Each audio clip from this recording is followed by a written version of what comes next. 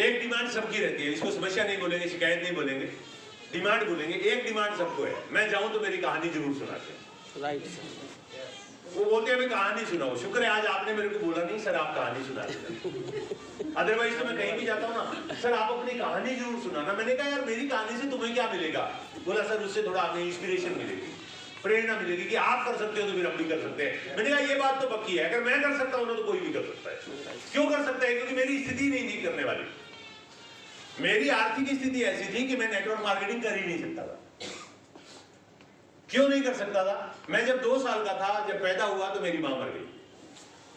2 साल की उम्र में किसी बच्चे की मां चली जाए, उसको आप सोचो उसका जीवन कितना मुश्किल से कटता होगा। लेकिन फिर भी मेरे पिताजी ने पाल पोस के मुझे बड़ा किया। मां का प्यार, पिता का प्यार, जो कुछ भी मैं नहीं कर सकते थे उन्होंने किया। मेरी पढ़ाई लिखाई ज्यादा नहीं हुई, मैं 9वीं क्लास तक गांव के गवर्नमेंट हिंदी मीडियम स्कूल में पढ़ा हूं। बीच में 3 साल 6ठी साल में 8वीं क्लास पढ़ने के लिए पिता अंकल जी के पास चला गया, तो वो वेटनरी डॉक्टर थे, उनके पास चला गया शहर में। तो वहां पे पढ़ा, तो वहां पे एक सपना बन गया कि मुझे बड़ा होकर डॉक्टर बनना है। पिताजी हमेशा कहते थे ये खेती किसानी से कुछ होता नहीं है, पढ़ लिख के कुछ बढ़िया आदमी बन जाएगा तो जिंदगी बढ़िया हो जाएगी। तो सपना बन गया डॉक्टर बनना है, और वेटरनरी का नहीं बनना है, ह्यूमन का बनना है। तो सपना बन गया, पढ़ाई करने लगे। 9वीं क्लास में पिताजी की थोड़ी तबीयत ठीक रहने लगी तो वापस गांव आ गया। पास में एक सिटी है हेडक्वार्टर राइसिंग नगर, जहां से मैं भी बिलोंग करता हूँ, वहां पे स्कूल में एडमिशन ले लिया और साइकिल से स्कूल आने जाने लग गया। 6-7 महीने में स्कूल गया हूँ। 9वीं क्लास पूरी मैंने पास की।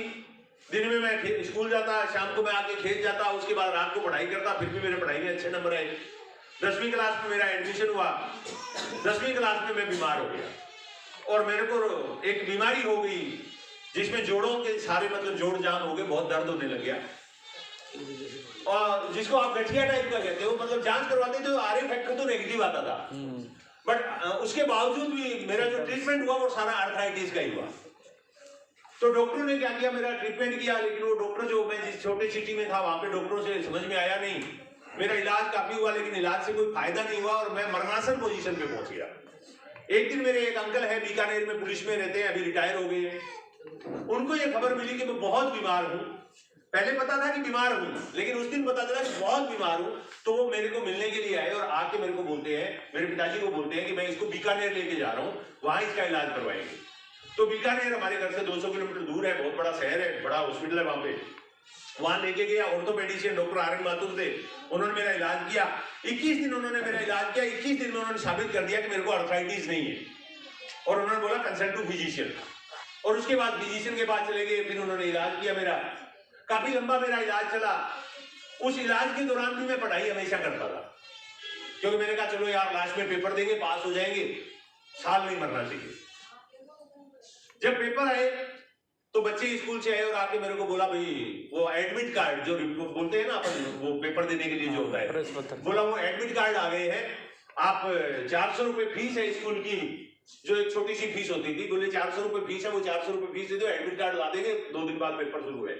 मैंने मेरे पिताजी को बोला 400 रुपए फीस दे दो, मेरे को पेपर देना है। मेरे पिताजी ने तुरंत मेरे को 500 रुपए निकाल के दे दिए। मैं बड़ा खुश हुआ यार, हमेशा दवाई के लिए 400 रुपए मांगता हूँ तो पिताजी 2 दिन 4 दिन लगाते हैं देने में। कहीं से कोई उधार पकड़ते हैं, कहीं से कोई जुगाड़ करते हैं, दुकान से लेके आते हैं, किसी कर्जा लेके आते हैं, क्योंकि ज्यादा खेती किसानी नहीं थी, रेगिस्तानी इलाका है। आज बड़ी जल्दी दे दी पैसे, मतलब मेरे पिताजी चाहते हैं मेरे को बढ़ाना। इतना सोचा, इतने में पिताजी का कान में सुनाई दिया, बोले सुन ये 500 रुपए और तेरी दवाई खत्म हो गई है, तू चाहे तो दवाई ले आ और चाहे तो पेपर दे आ, फैसला तुझे करना, मेरे पास 500 ही। अभी क्या करूं? बचपन में सुना था जान है तो जहान है। जिंदगी बचेगी तो कुछ भी कर लेंगे यार, जिंदगी नहीं बची तो कुछ भी नहीं कर पाएंगे। पढ़ाई कर भी लेंगे, डिग्री ले भी लेंगे तो होगा क्या? और मैंने डिसीजन लिया, पढ़ाई को छोड़ दिया और 500 रुपए लेके बीकानेर गया, दवाई लेके आ गया। धीरे धीरे वो इलाज चल रहा था, 1-1.5 साल हो गया। आर्थिक स्थिति काफी खराब थी। हर महीने पिताजी मेरे को पैसे देते तो बड़े दुखी होते थे। एक दिन मेरे एक रिलेटिव आए हमारे घर में, उन्होंने कहा यार हमने किराना की एक नई दुकान खोली है, उस दुकान पे एक लड़के की जरूरत है, क्या तुम्हारी नजर में, मेरे पिताजी को पूछ रहे हैं क्या तुम्हारी नजर में कोई लड़का है जो दुकान पे काम कर सकता हो, विश्वास पात्र हो? मेरे पिताजी कुछ बोलते उससे पहले ही मैंने बोला मेरे को ले चलो। बोले आप जाओगे? मैंने कहा यार मैं बीमार हूं और तो कोई काम होता नहीं है खेत वेत का, तो मैं आपके साथ दुकान पे चला जाता हूं, आप मेरे को रख लो, रहना खाना पीना तो आपका होगा क्योंकि 80 किलोमीटर दूर आपकी दुकान है यहाँ से मेरे घर से। बोले रहने खाने पीने की कोई दिक्कत नहीं है, कितने रुपए लोगे? मैंने कहा 400 रुपए। उनका 400 क्यों, 500 क्यों नहीं? राउंड फिगर में आदमी मांगेगा 500 मांगेगा। मैंने कहा मेरी बीमारी है, दवाई का 400 रुपए का खर्चा लगता है, 400 रुपए दे दो, रहना खाना पीना आपका है, मेरे को और कुछ चाहिए नहीं, क्या करूंगा भाई? उन्होंने कहा लड़का बड़ा ईमानदार है, वो मेरे को अपने साथ ले गए, मैं उनकी दुकान पे चला गया। 6 महीने मैंने उस दुकान पे काम किया, काफी ठीक हो गया था। जैसे ही आदमी ठीक हो जाता है, बीमारी, जब आप बीमार होते हो ना, आप और किसी चीज के बारे में नहीं सोचते हो, सिर्फ बीमारी के बारे में सोचते हो। Right sir. जब बीमारी से ठीक हो जाते हो ना, तो फिर आपको बहुत सारी चीजें दिखती है। यस और नो? जैसे ही मैं ठीक हुआ, इसलिए हम लोग जब न्यूट्रीजान के प्रोडक्ट की बात आती है ना, तो हम कहते हैं कि यार स्वस्थ हो ना तो सब कुछ दिख रहा है, अस्वस्थ हो जाओगे तो कुछ नहीं दिखेगा। सब कुछ देखना चाहते हो तो न्यूट्रीजान खाते रहा करो, गुड खाते रहा करो, गामा ओरिजिनल खाते रहा करो, आश्रम के प्रोडक्ट यूज करते रहा करो। तो मैं थोड़ा ठीक हुआ तो दिमाग में एक विचार आया, यार ये सेठ जी की नौकरी से तो अपन अमीर नहीं बनेंगे, अगर कुछ करना है, ये दुकान तो मैं चलाता हूं, सेठ जी तो कुछ करते ही नहीं है, सारा काम तो मैं करता हूं। आज सेठ जी से बात करते हैं, इनको बोलते हैं पार्टनरशिप दो। तो वो मेरे रिलेटिव थे, किराने की उनकी शॉप थी, मैं उनको मामा बोलता था उनके रिश्ते में कोई। मैंने कहा मामा, बोले हाँ भाई बोल भांजे। मैंने कहा मामा मैं दुकान पे नौकरी नहीं करूंगा।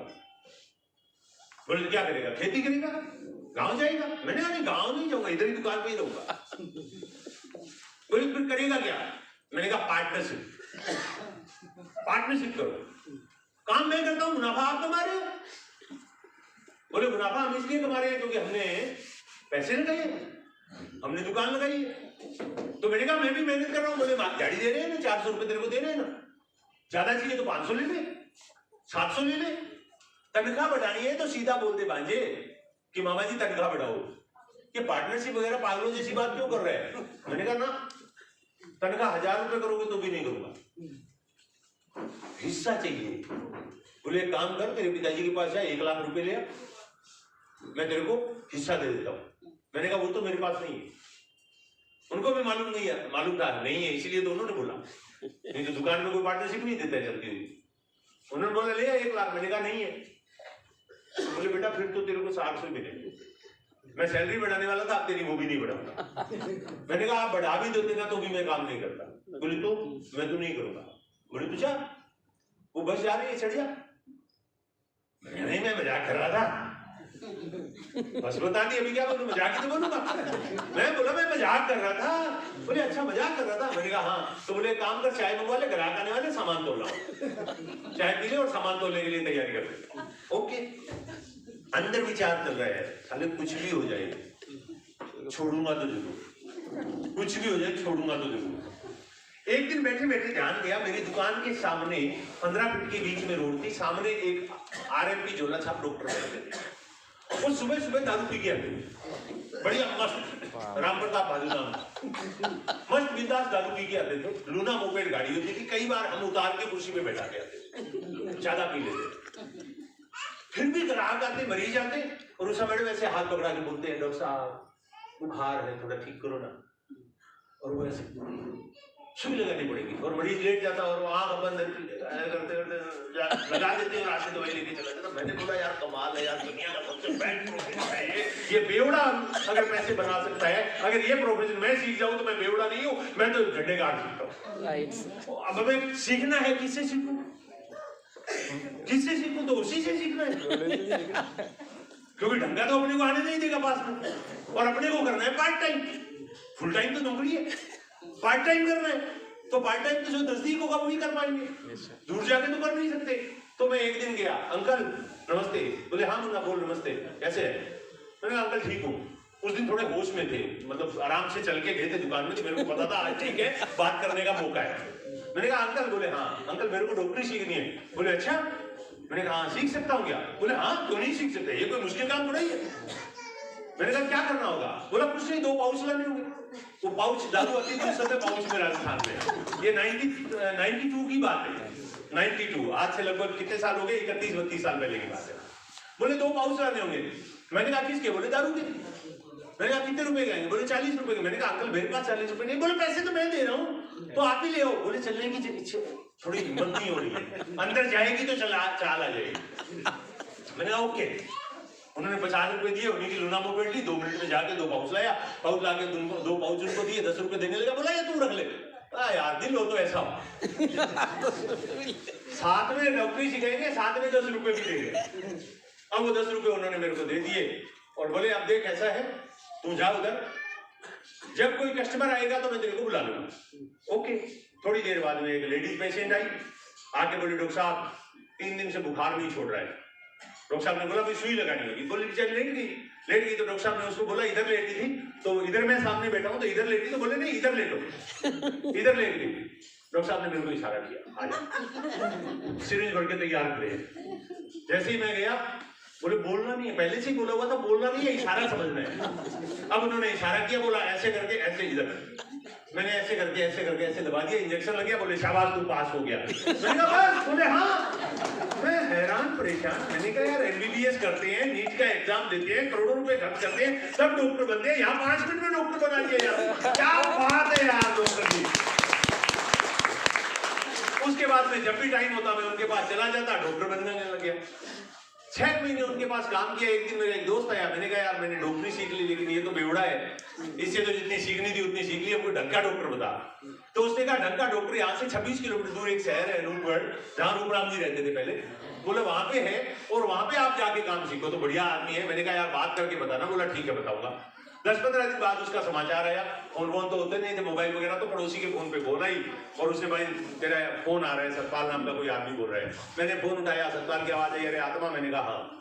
वो मेरे को आत्मा राम शॉर्ट में आत्मा बोला आत्मा। मैंने कहा हाँ भाई। बोला यार वो डॉक्टर से मैंने बात कर ली है और वो बात कर ले डॉक्टर साहब से। मैंने कहा कर वो, तो डॉक्टर साहब सामने थे लाइन पे। डॉक्टर साहब ने बोला हाँ भाई आपको सुई लगानी आती है? मैंने कहा यस सर। ग्लूकोज लगा देते हो? मैंने कहा यस सर। कितने रुपए लोगे? मैंने कहा सर आप बताओ। बोले पहले कितने कमा रहे हो? अभी क्या बोलूं? मैंने कहा सर पहले तो कुछ नहीं कमा रहा हूँ, क्योंकि रिश्तेदारों की दुकान है उस पर काम करता हूँ, साथ में डॉक्टर साहब के साथ काम सीख रहा हूँ, लगभग 1 साल का एक्सपीरियंस है। आप बताओ क्या दोगे? तो बोले 700 रुपया। मैंने कहा सुबह ही पहुंच रहा हूँ। क्यों 400 से 700 सैलरी हाइक हो तो ऐसा हो, यस और नो। अब डॉक्टर साहब के पास चला गया, डॉक्टर साहब के पास जाके काम शुरू कर दिया। लगभग 1 साल काम किया तो पिताजी को पता चला कि बेटा डॉक्टर बन गया। अब पिताजी एक दिन मेरे पास आए, आके बोलते हैं भाई। मैंने कहा जी पिताजी। बोले तेरी सगाई कर दी है? मेरे से पूछा ही नहीं। बोले तेरे से क्या पूछना था, शादी नहीं करनी है? अब उधर राजस्थान में बोलते हैं ब्याह करना। बोले ब्याह नहीं करना है? क्या ब्याह तो करना है, लेकिन पूछ तो लेते जिससे करना है। कहाँ की है सगाई?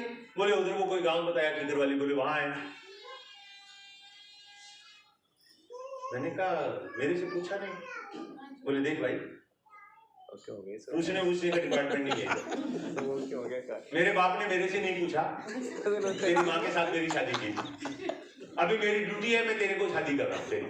करवानी है तो करवा, नहीं तो जवाब दे दे, मैं अगलों को मना कर देता।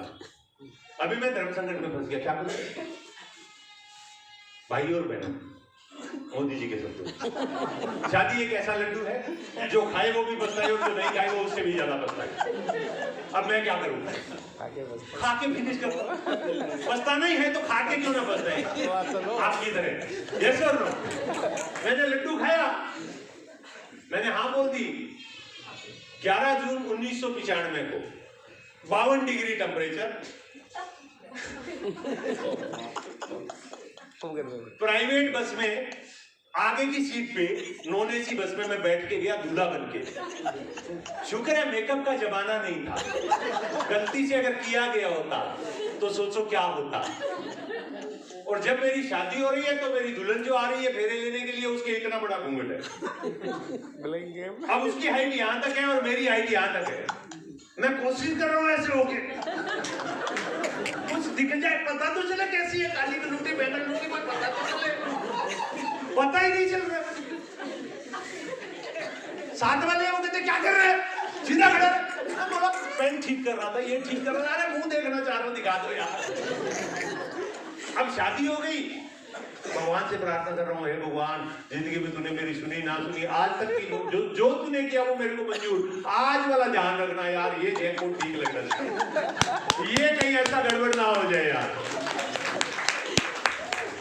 और भगवान ने मेरी सुनी। जब वो घूंघट उठा तो पता चला घूंघट के पीछे एक गाना आता है ना, घूंघट की आड़ में दिलबर का दीदार अधूरा रहता है।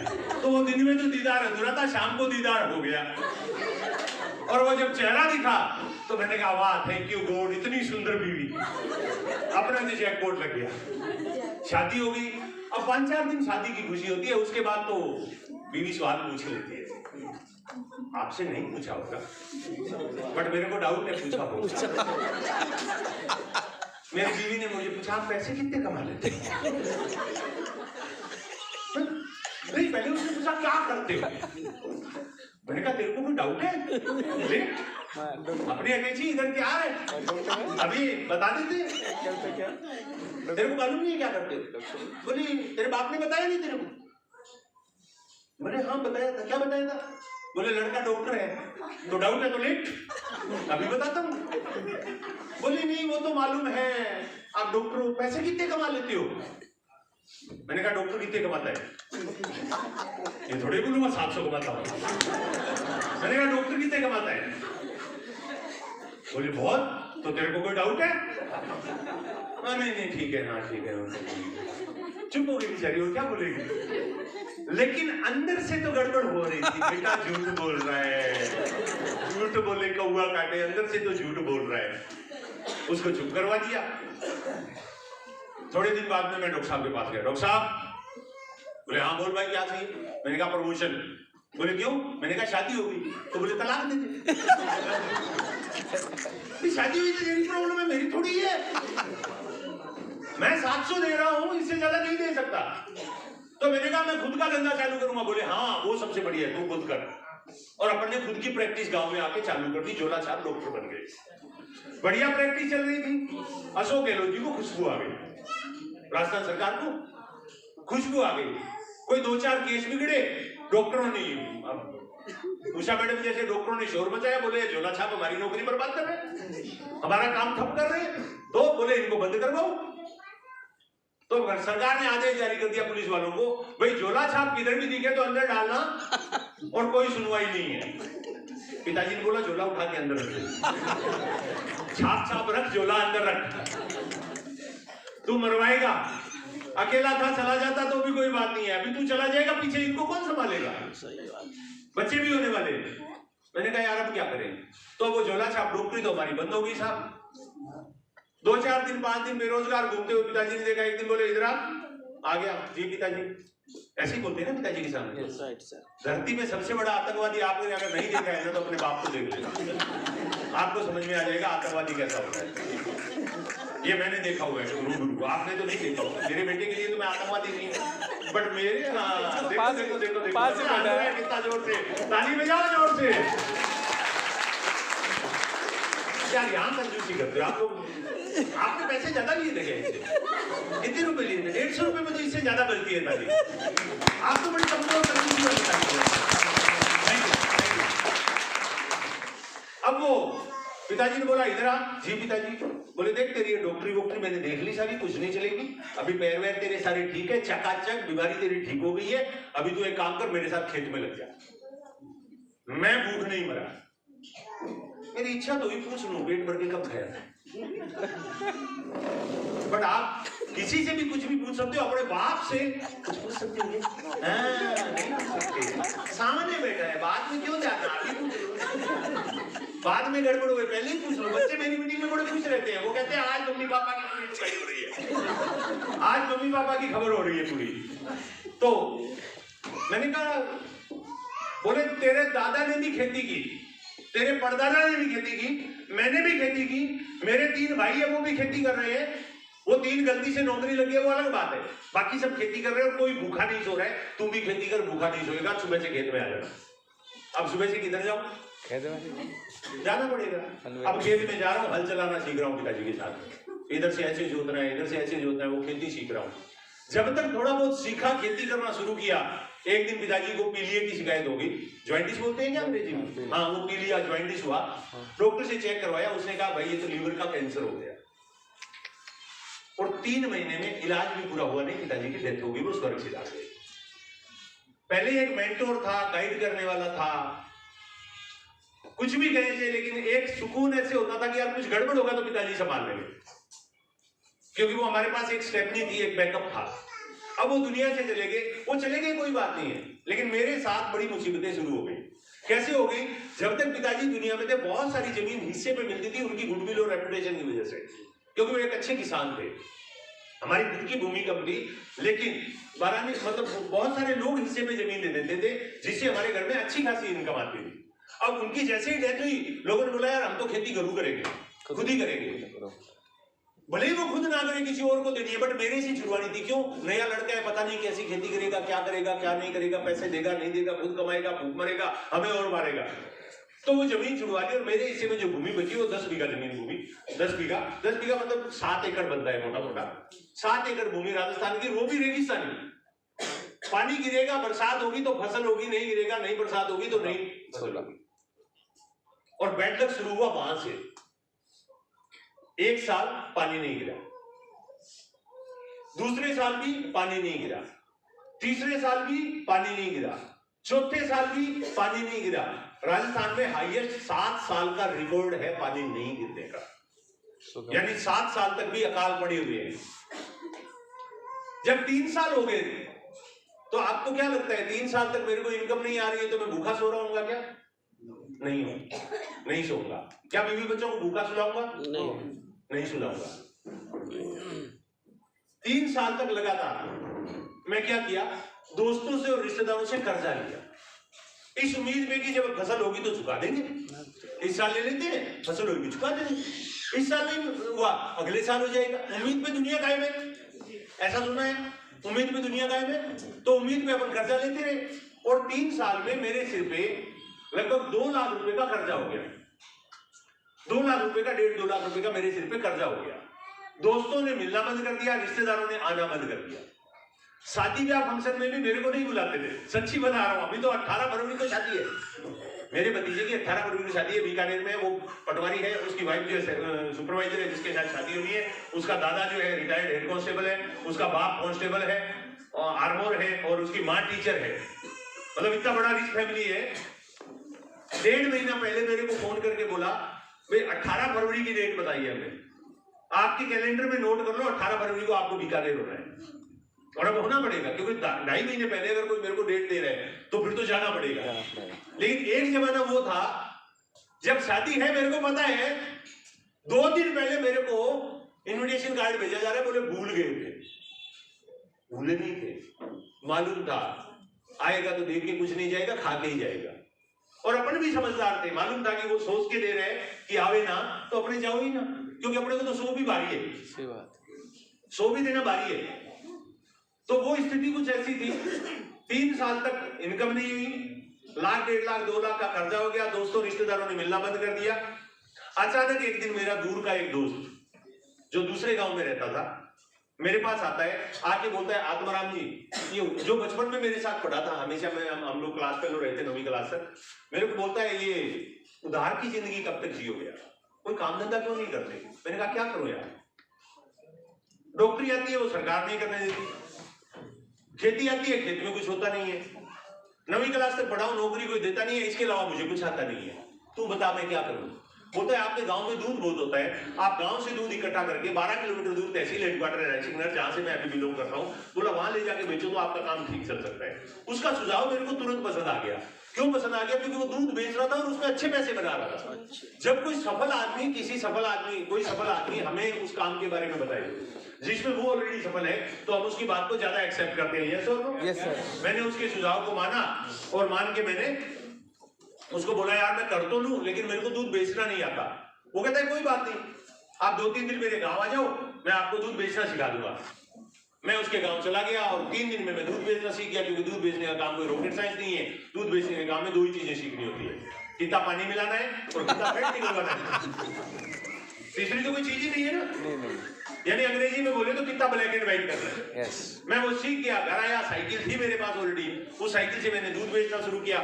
पहले 1 साल में मैंने साइकिल से दूध बेचा, थोड़ी इनकम ठीक हुई तो एक पुराना मोटरसाइकिल फाइनेंस करवा लिया। अगले साल मैंने एक नया मोटरसाइकिल फाइनेंस करवा लिया और मेरे को लगा मेरी जिंदगी के सारे सपने पूरे हो जाएंगे। लेकिन जिंदगी में ट्रेडिशनल बिजनेस में हमेशा आपकी जिंदगी जो होती है ना, वो बड़े उतार चढ़ाव से गुजरती है। कभी आपका बिजनेस ऊपर जाता है, कभी नीचे जाता है, कभी ऊपर जाता है, कभी नीचे जाता है। मेरा बिजनेस जब ऊपर जा रहा था, बढ़िया चल रहा था, कोई दिक्कत नहीं थी। लेकिन जब मेरा बिजनेस खराब होने लगा तो मैंने भगवान को याद किया। एक और का लड़का यही उत्तर प्रदेश से गया, कोई जमीन वगैरह बेच के गया और वहां जाके उसका कोई रिश्तेदार रहता था, उसके पास जाकर रहा और बोला भाई अपन दूध बेचना शुरू करेंगे। मेरे गांव में जाता है, जाके बोलता है कि नगद पैसे दूंगा, एडवांस में पैसे दूंगा, 2 रुपए एक्स्ट्रा दूंगा, आप दूध मेरे को दिया करो। गांव वाले दूध किसको देते साहब? तो पैसा सीधे जो ऐसा पैसा ज्यादा दे रहे हैं वो एडवांस दे रहे हैं। मैं महीने के बाद पेमेंट कर रहा हूँ, वो एडवांस में कर रहा है, मेरे से 2 रुपए भाव ज्यादा दे रहे हैं। तो कंपटीशन तो आ गया ना। अब कंपटीशन आ गया, धंधा गिर रहा है। भगवान से प्रार्थना की और मेरे को लगता है उस दिन भगवान ने मेरी प्रार्थना सुनी। शाम को 4 बजे मेरे घर में एक फोन आता है। मेरे घर में लैंडलाइन फोन होता था, उसमें फोन आता है। उधर से एक आवाज आती है, मिस्टर रामोदार चावला बोल रहा हूं, आत्माराम जी बोल रहे हो क्या? मैंने कहा हाँ। ये 17 सितंबर 2002 की बात है। आत्माराम जी बोल रहे हो? मैंने कहा हाँ। बोला क्या कर रहे हो? मैंने कहा कुछ नहीं यार, अभी तो दूध बेच के घर आया हूं। बोला कल मार्केट आओगे? मैंने कहा हाँ, वो तो रोज का काम है, दूध बेचने आना ही है मेरे को।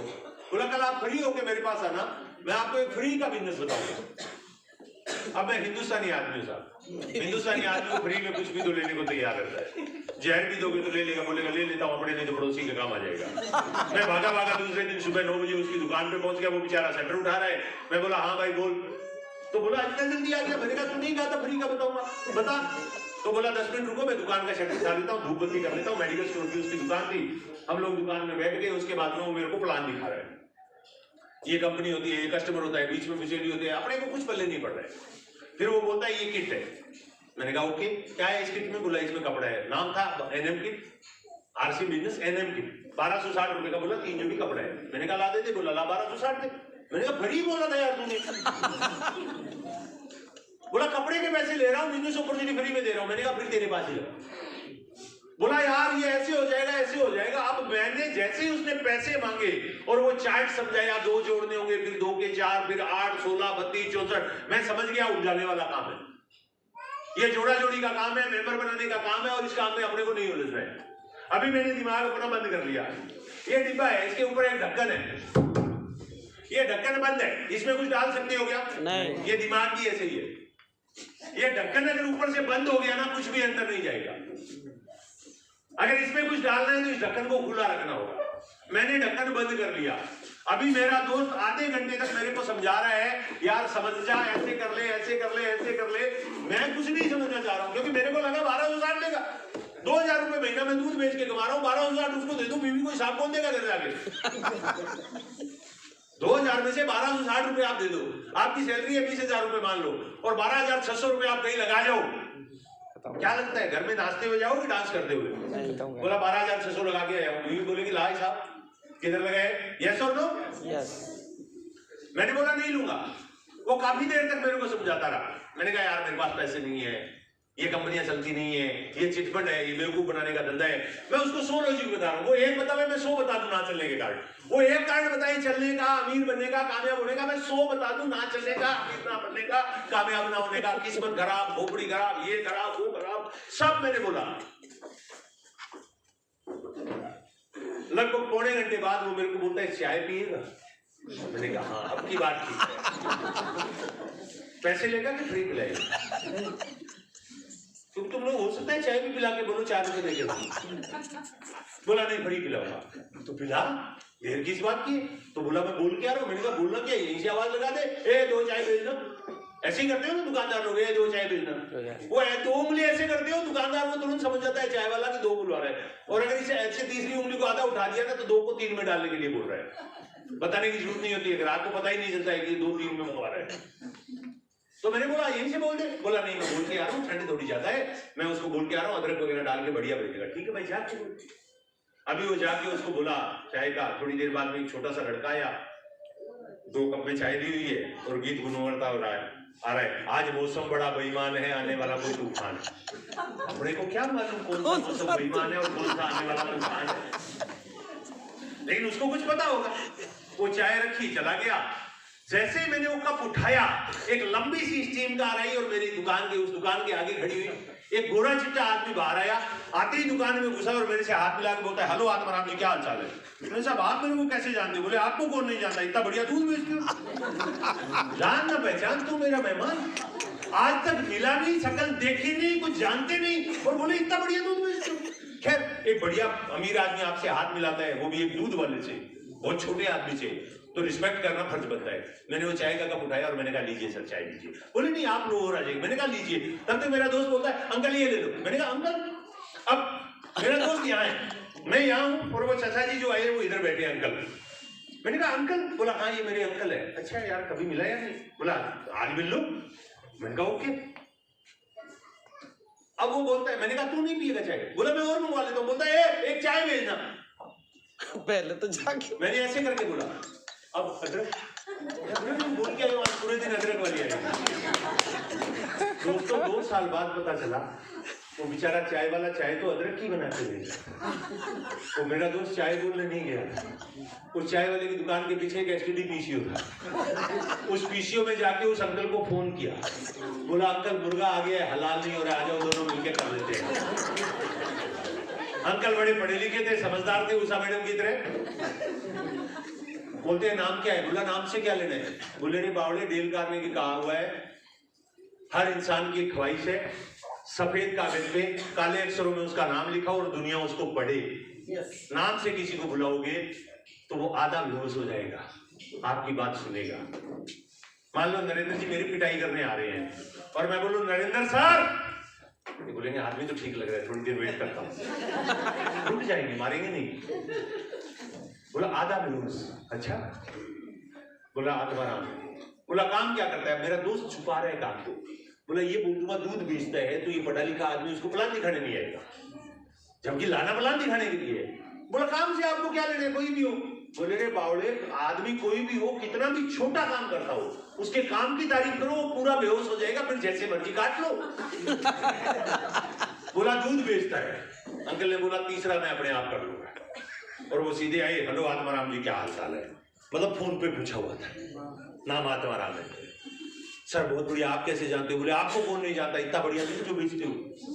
मतलब पहले से ही पता था कि दूध बेचता है और तारीफ करनी है। नाम पूछा, आप कैसे जानते हो? आधा बेहोश। आपको कौन नहीं जानता, इतना बढ़िया दूध बेचते हो, पूरा बेहोश काटो।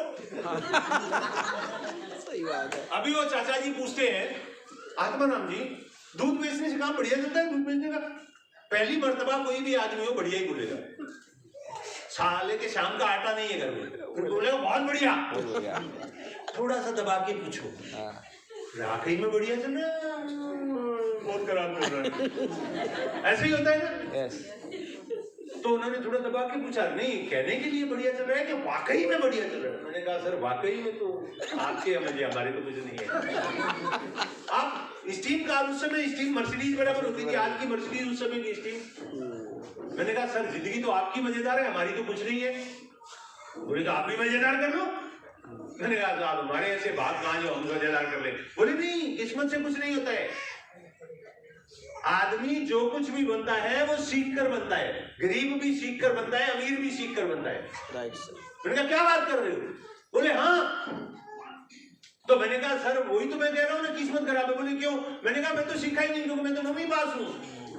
बोले धीरू भाई अंबानी कौन से 10वीं पास थे? वो भी 10वीं पास नहीं थे, वो भी 9वीं पास थे, लेकिन वो फिर अमीर कैसे बन गई? मैंने कहा वो तो जैकपॉट लग गया होगा, कोई लॉटरी लग गई होगी।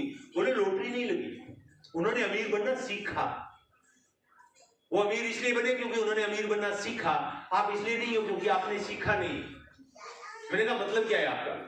बोले इस दुनिया में कोई भी आदमी अगर अमीर बनना चाहता है तो वो बन सकता है, उसको जे पॉल गेटी की एक बात को समझना पड़ेगा। मैंने कहा क्या? और ये कोटेशन दोस्तों ध्यान से सुनिएगा, मैं जब भी कहीं जाता हूं मीटिंग में, कुछ भी बताऊं ना बताऊं, ये लाइन जरूर बता के आता हूं। इस धरती के सबसे पहले अरबपति बने थे मिस्टर जे पॉल गेटी, सबसे पहले अरबपति। और अरबपति बनने के बाद उन्होंने अपनी सारी दौलत दान दे दी। तो एक पत्रिका में उसका इंटरव्यू छपा, उनका इंटरव्यू लिया गया। उस इंटरव्यू में पत्रकार ने उनसे पूछा, सर थोड़ा सा पीछे बात बंद करिए प्लीज, पीछे से आवाज यहां तक आ रही है, गोविंद पीछे इनको बोलिए बात ना करें। Okay thank you. अब आ रहे हैं लेडी सिंघम, अब बोल के दिखाना। Thank you. तो उन्होंने कहा कि आप इतने अमीर बने, दौलत दान दे दी, क्या और कोई आदमी भी आपकी तरह अमीर बन सकता है? उन्होंने कहा हाँ, जो भी चाहे वो बन सकता है। तो बोले कैसे? और जेपल रेड्डी ने वो लाइन इंग्लिश में बोली है, मैं पहले इंग्लिश में बोल देता हूँ, फिर मैं हिंदी में बोल देता हूँ, गूगल पे आपको मिल जाएगी। जेपल रेड्डी ने कहा, if you want to become rich, if you want to become rich, find someone who is rich and do he is doing, one day you will be rich. Hindi में बताता हूं, if you want to become rich, अगर आप अमीर बनना चाहते हो तो, ये तो क्यों लगाया? क्योंकि बिना चाहे कुछ नहीं हो सकता। Right sir.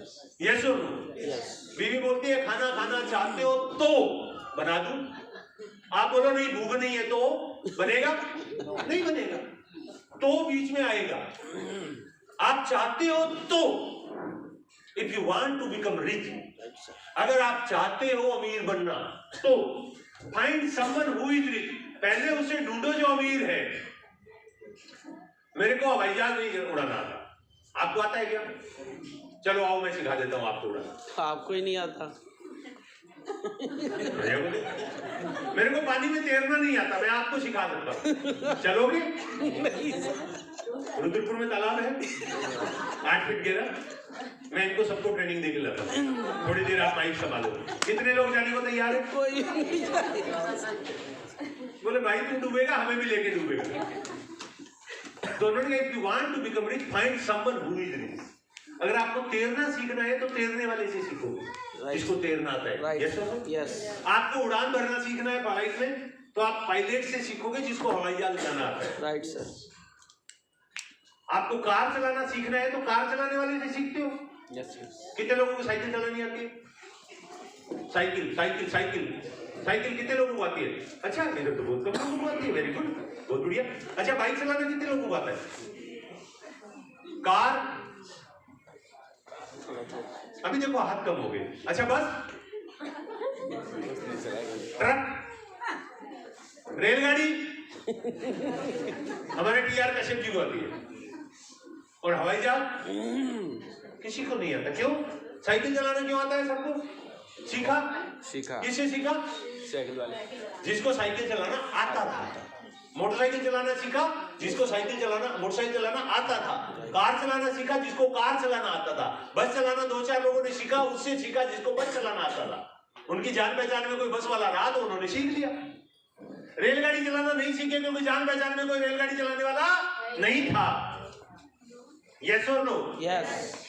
इसका मतलब आपको जो बनना है पहले उस आदमी से सीखना होगा जो वो बना हुआ है। Right sir. यस और no? Yes. If you want to become rich, find someone who is rich. अगर आप अमीर बनना चाहते हो तो पहले उस आदमी को ढूंढो जो अमीर है, and do he is doing, और वो करो जो वो कर रहा है। One day you will be rich, एक दिन आप भी अमीर बन जाओगे। हम अमीर क्यों नहीं है अब समझ में आएगा, क्योंकि आज तक आपने जिनसे सीखा वो भी अमीर नहीं है। Yes sir. जिस माँ बाप से सीखा क्या वो अमीर है? नो। नीता अंबानी का बेटा नीता अंबानी से सीखता है, वो अमीर है। आकाश और अनंत, नीता अंबानी की बेटी नीता अंबानी से सीखती है, निशा, वो भी अमीर है।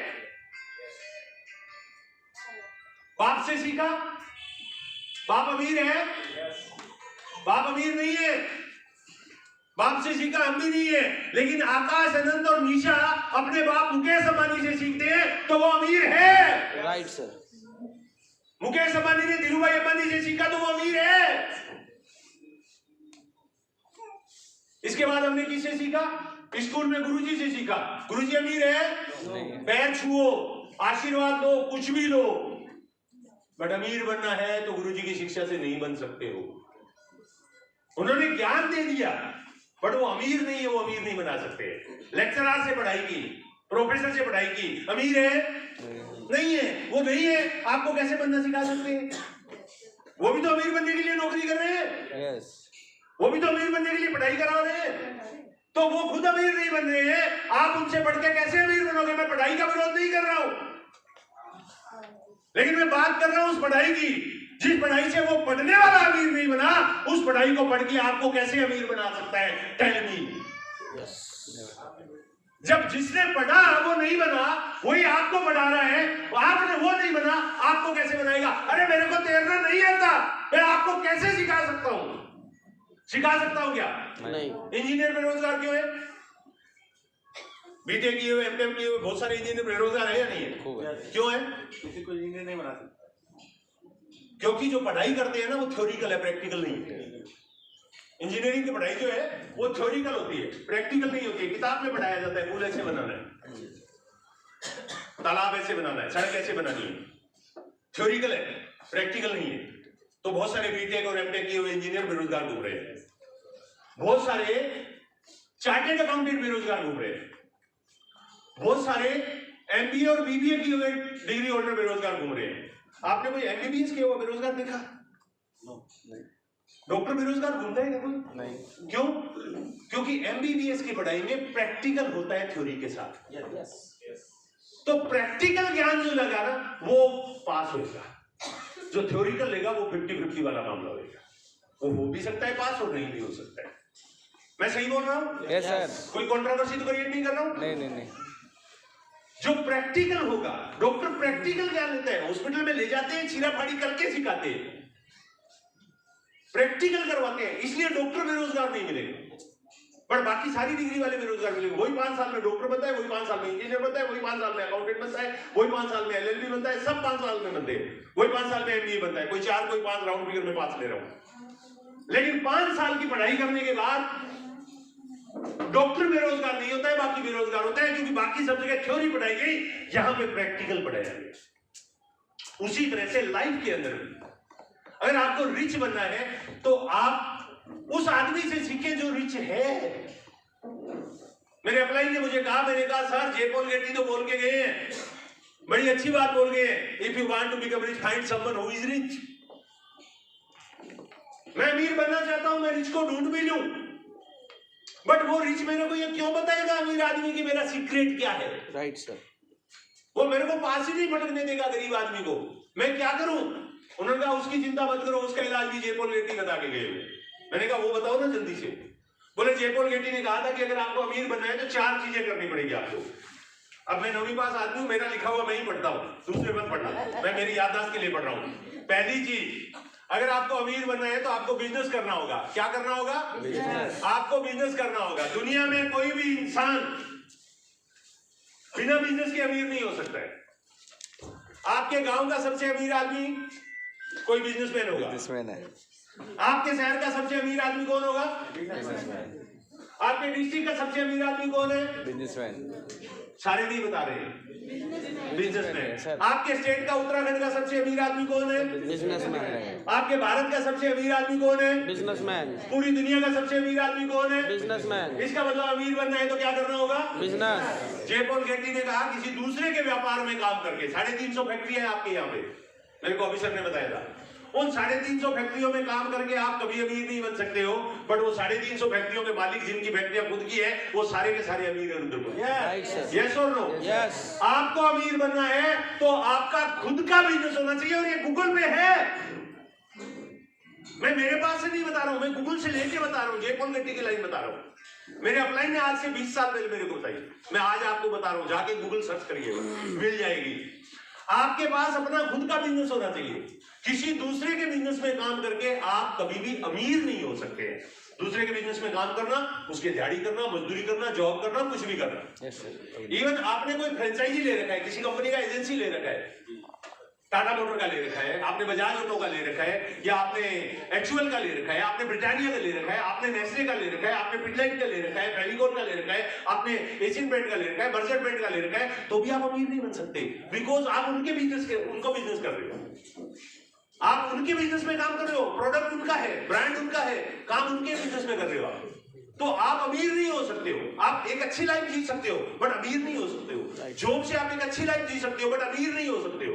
अमीर तो वो है जिसका खुद का बिजनेस है। यस और नो?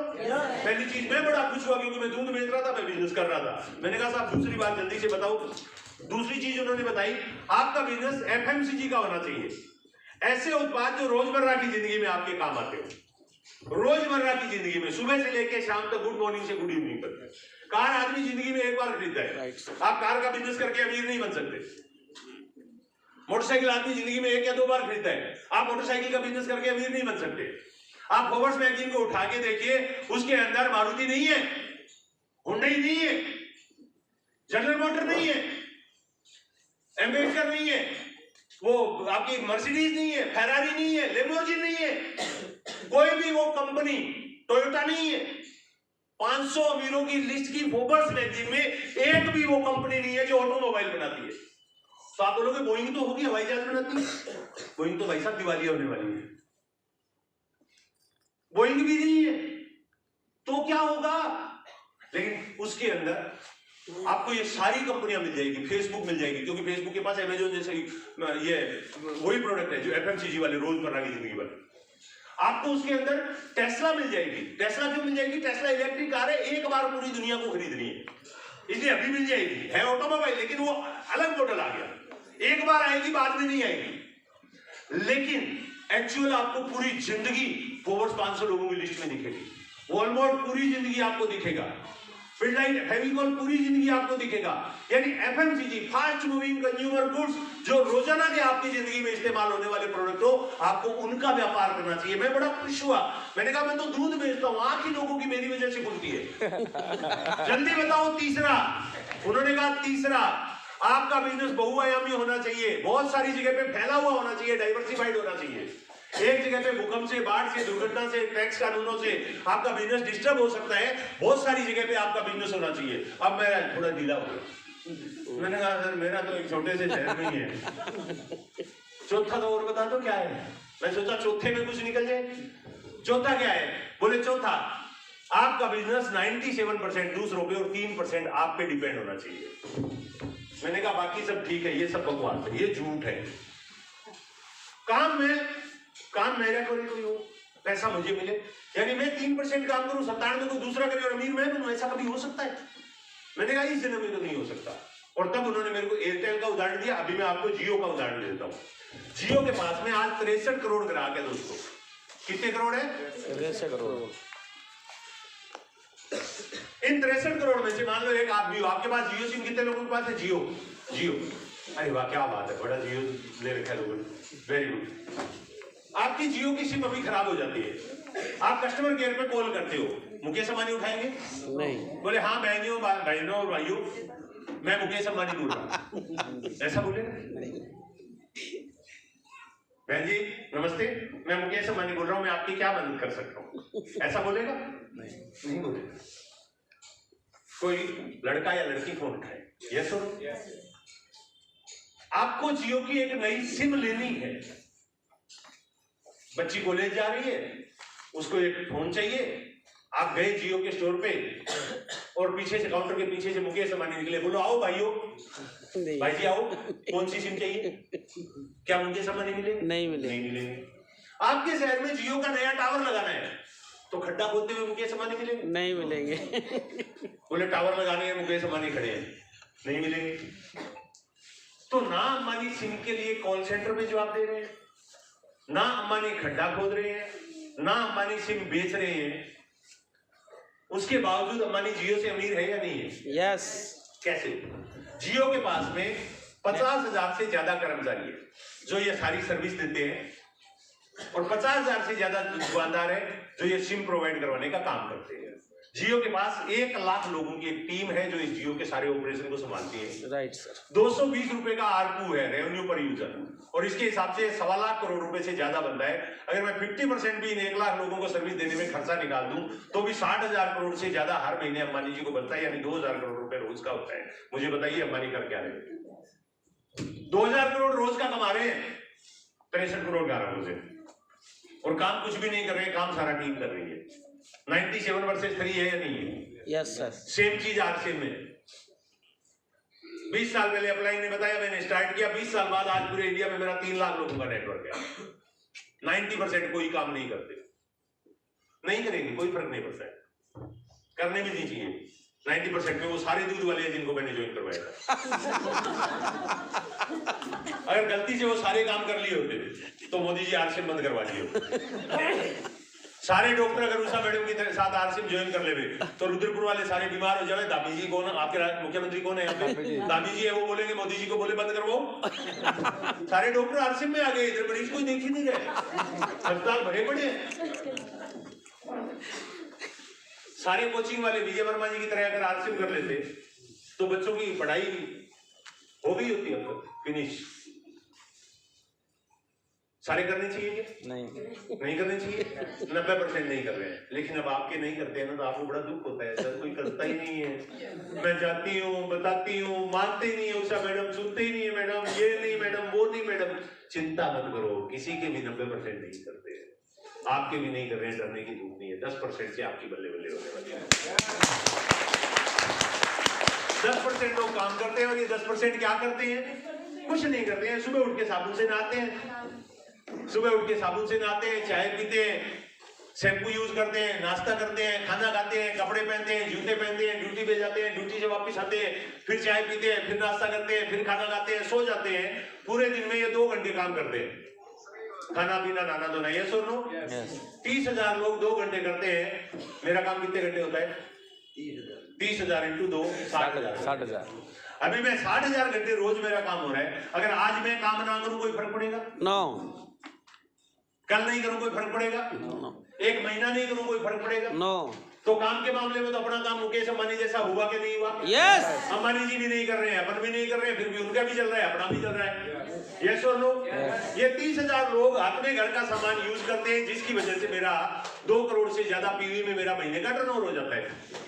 2 करोड़ का टर्नओवर होता है। 1 करोड़ रुपया प्लान के हिसाब से राउंड फिगर में कंपनी वापस बांट देते हैं।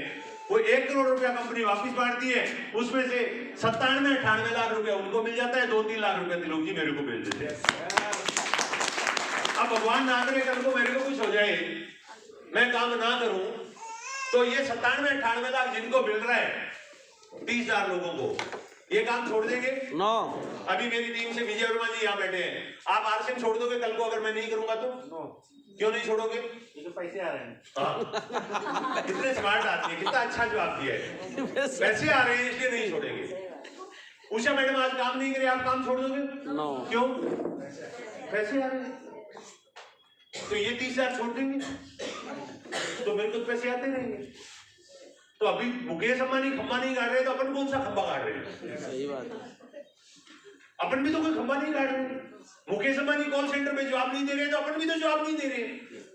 इधर से रुद्रपुर से मेरे पास कोई फोन नहीं जाता है, जाता है तो विजय वर्मा जी के पास जाता है। रूपराम जी के पास कोई फोन नहीं जाता है, जाता है तो उषा मैडम के पास जाता है। यस और नो? तो मैं और रूपराम जी उधर बैठ के क्या कर रहे हैं? कुछ तो नहीं कर रहे ना, हम कोई सामान बेच रहे हैं। हमारी कोई दुकान है इधर रुद्रपुर में? आपके यहाँ पे पीयूसी है, वो हमारी दुकान है। पैसे आपके लगे हुए, दुकान पे सर्विस आप दो, बढ़िया सर्विस देना, मालिक हमें। यस। हम सेठ जी हैं, पर फर्क ये है सेठ जी सामान नहीं बेचते, सेठ जी सामान बिकवाते हैं। यस। पीयूसी वाले हैं क्या कोई इधर? हाथ खड़े करना। अच्छा आप तो नहीं हो ना, फिर कोई बात नहीं, आप बंद नहीं करोगे, चालू रखो। मैं सोचा पीछे कोई हो नाराज हो जाए, बोले अच्छा इसके गुलाम, इसके नौकर, ये नौकर ही है पीयूसी वाले बेचारे वाले, ये सर्विस दे रहे हैं और आपके भी नौकर है। पैसे इन्होंने लगाए हैं, दुकान इन्होंने खोली है, हिसाब किताब तिलोक जी रखते हैं, ये रखते हैं। अपने को क्या करना है यार? कुछ करना ही नहीं है। अंबानी बन के एक नेटवर्क बनाना है और अंबानी की तरह लाखों रुपए आपने घर में लेके, यही तो करना है। अब अप्लाई नहीं है, बताया पूरा। मैंने बोला सर कल 200 ज्वाइनिंग। बोले अच्छा? मैंने कहा हाँ। अमीर बन जाऊंगा? बोले हाँ। क्या करना होगा? किट लो।